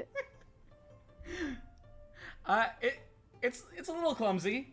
So you take out your Rowan and you begin to pluck out a few tunes, and Yuri begins to do his fan dance. It's you can't quite find the right key with each other. You're not quite in sync. So you're playing like a jaunty, anticipatory tune of adventure and wonder, and it's all like freestyle and Discord. Yuri is doing kind of like a traditional fan dance, and it's a little too rigid and formal for the song that you're belting out, and the two of you begin to kind of like argue back and forth on what exactly you're doing, and it just devolves into total chaos. Yuri, we went over this, okay? We're going in. I understand we're supposed to be doing traditional, but that's for like more formal settings. We are trying to move in a different direction stylistically. You know, we're just trying to branch out. Is all I'm saying. Branch out a little bit. All right, fine. We'll workshop it later. We will workshop it later. Sits Hey, down. I do think that perhaps I'm just an old one, so I don't know the modern music thing. But I do think y'all perhaps would like to work on that a little bit. Is that the style nowadays? I'm okay. So, you know, everybody does the really slow, classical, very graceful playing, and that's great. Right. There's a setting for that. But what if you just sped it up like a lot? You know? I don't mind that. Yeah. I think okay. Yeah, very good. I'll clap. It's still a work in progress, but we're getting there. We're getting there. And look at Yuri, like we're getting there, right? And you? I'll look at. It seems to be how many? What is the fish people of the town? What are they named again? Lokatha. Thank you for Lukatha? sparing me from pronouncing it. Lokatha, Yes, yes. no problem. Lukatha, is that it's fairly common, you said, in this town. It's not something I've not experienced before, right? It's not something that you've not experienced. Okay. I would say for the general populace, they make up a very small percentage. Lokatha, they're really only found in this region in Ohire, and especially in the southern region of Ohire. So here is where you would see them. They're just not they're not like everywhere. They're not like humans or elves where you're likely to run across them on the street again and again and again. But you've definitely seen. But Lokatha likely this Lukatha is probably local, right? It's a possibility. Huh. I'll Could look be. at the. And first, I'll try to get a name. What is your name? Me? Yes. I'm Mako Nagisa. Marco. It's a beautiful name. Are you local in this town? No, I just got here a couple days ago. I came from the island over there, Iwichikashku. I've lived there my whole life, and I just moved here. Not moving, sorry, visiting. That's too bad. I was looking for somebody perhaps local. I'm trying to gather information. Maybe over dinner I could discuss my questions. I will. Clarabelle will proceed to take out her elongated pipe and fill it with a tobacco of some sort. She is going to relax and get herself prepared for a meal. She loves food, especially with company, even as strange a company as this. Wonderful. And it's about this point that the turtle waiter, chef, tender of the restaurant comes back, clutching a tray with a couple of cups on it, and he begins to one by one. Rice wine, citrus juice, citrus juice.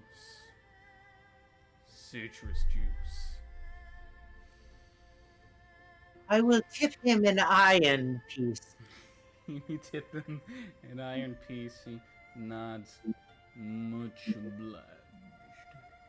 then I'll nod back. Only cordial to tip the help that brings your food and drink. And he's cooking it as well, so he's multi-talented.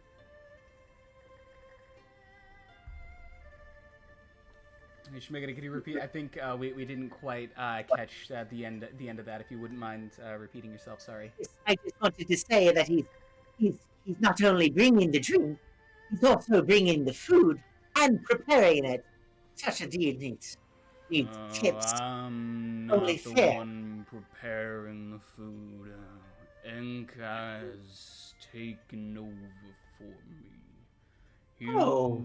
be the one serving your food. I'm just here to serve your drinks. Well, And at Enka's request, introduce you to someone. He just has to get here. okay. Looks up to the sky, kind of squinting his eyes. The sky. Yeah, the sky. Yeah, The he- sky. like gauging the placement of where the sun is in the sky. Okay. Oh, I thought he was looking for something. Should be here soon. Okay. He turns and begins to lumber away. Not long after, as all of you are discussing, taking your drinks, kind of working on your musical craft, and brooding in your corner of the table what much you can gather, another figure enters the restaurant. You see a rather old, like wrinkled, weathered, aging gentleman of some elvish blood. You tell by the pointed ears, the narrower eyes, and the higher cheekbones, but a ruddier texture to the skin, suggesting that this man has worked outside all of his life. He is definitely the picture of seaside swarthiness as he comes in this long, tattered, kind of like cotton blend coat with a rope tie sash around the waist.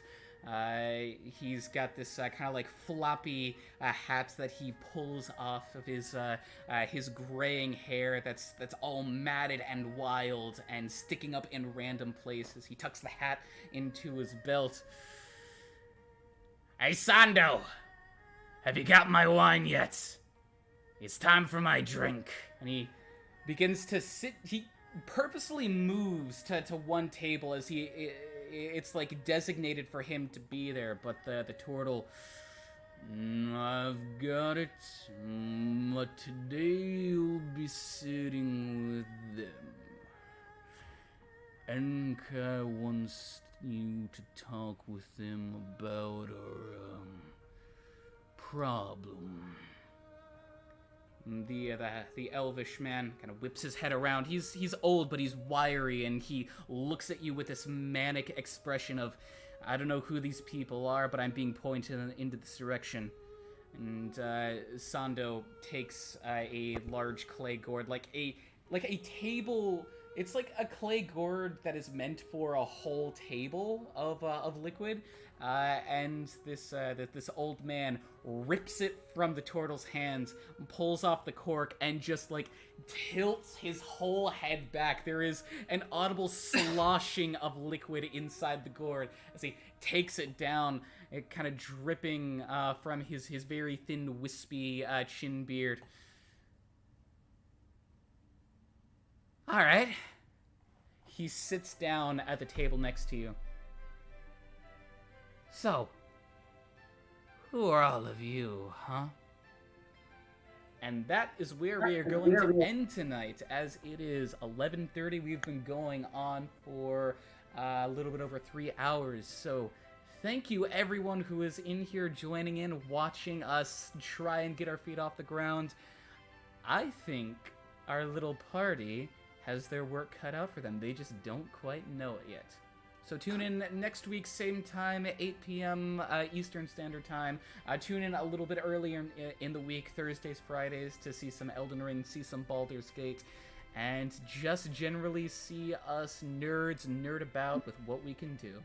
So until next time, take care of yourselves, safe travels. Goodbye.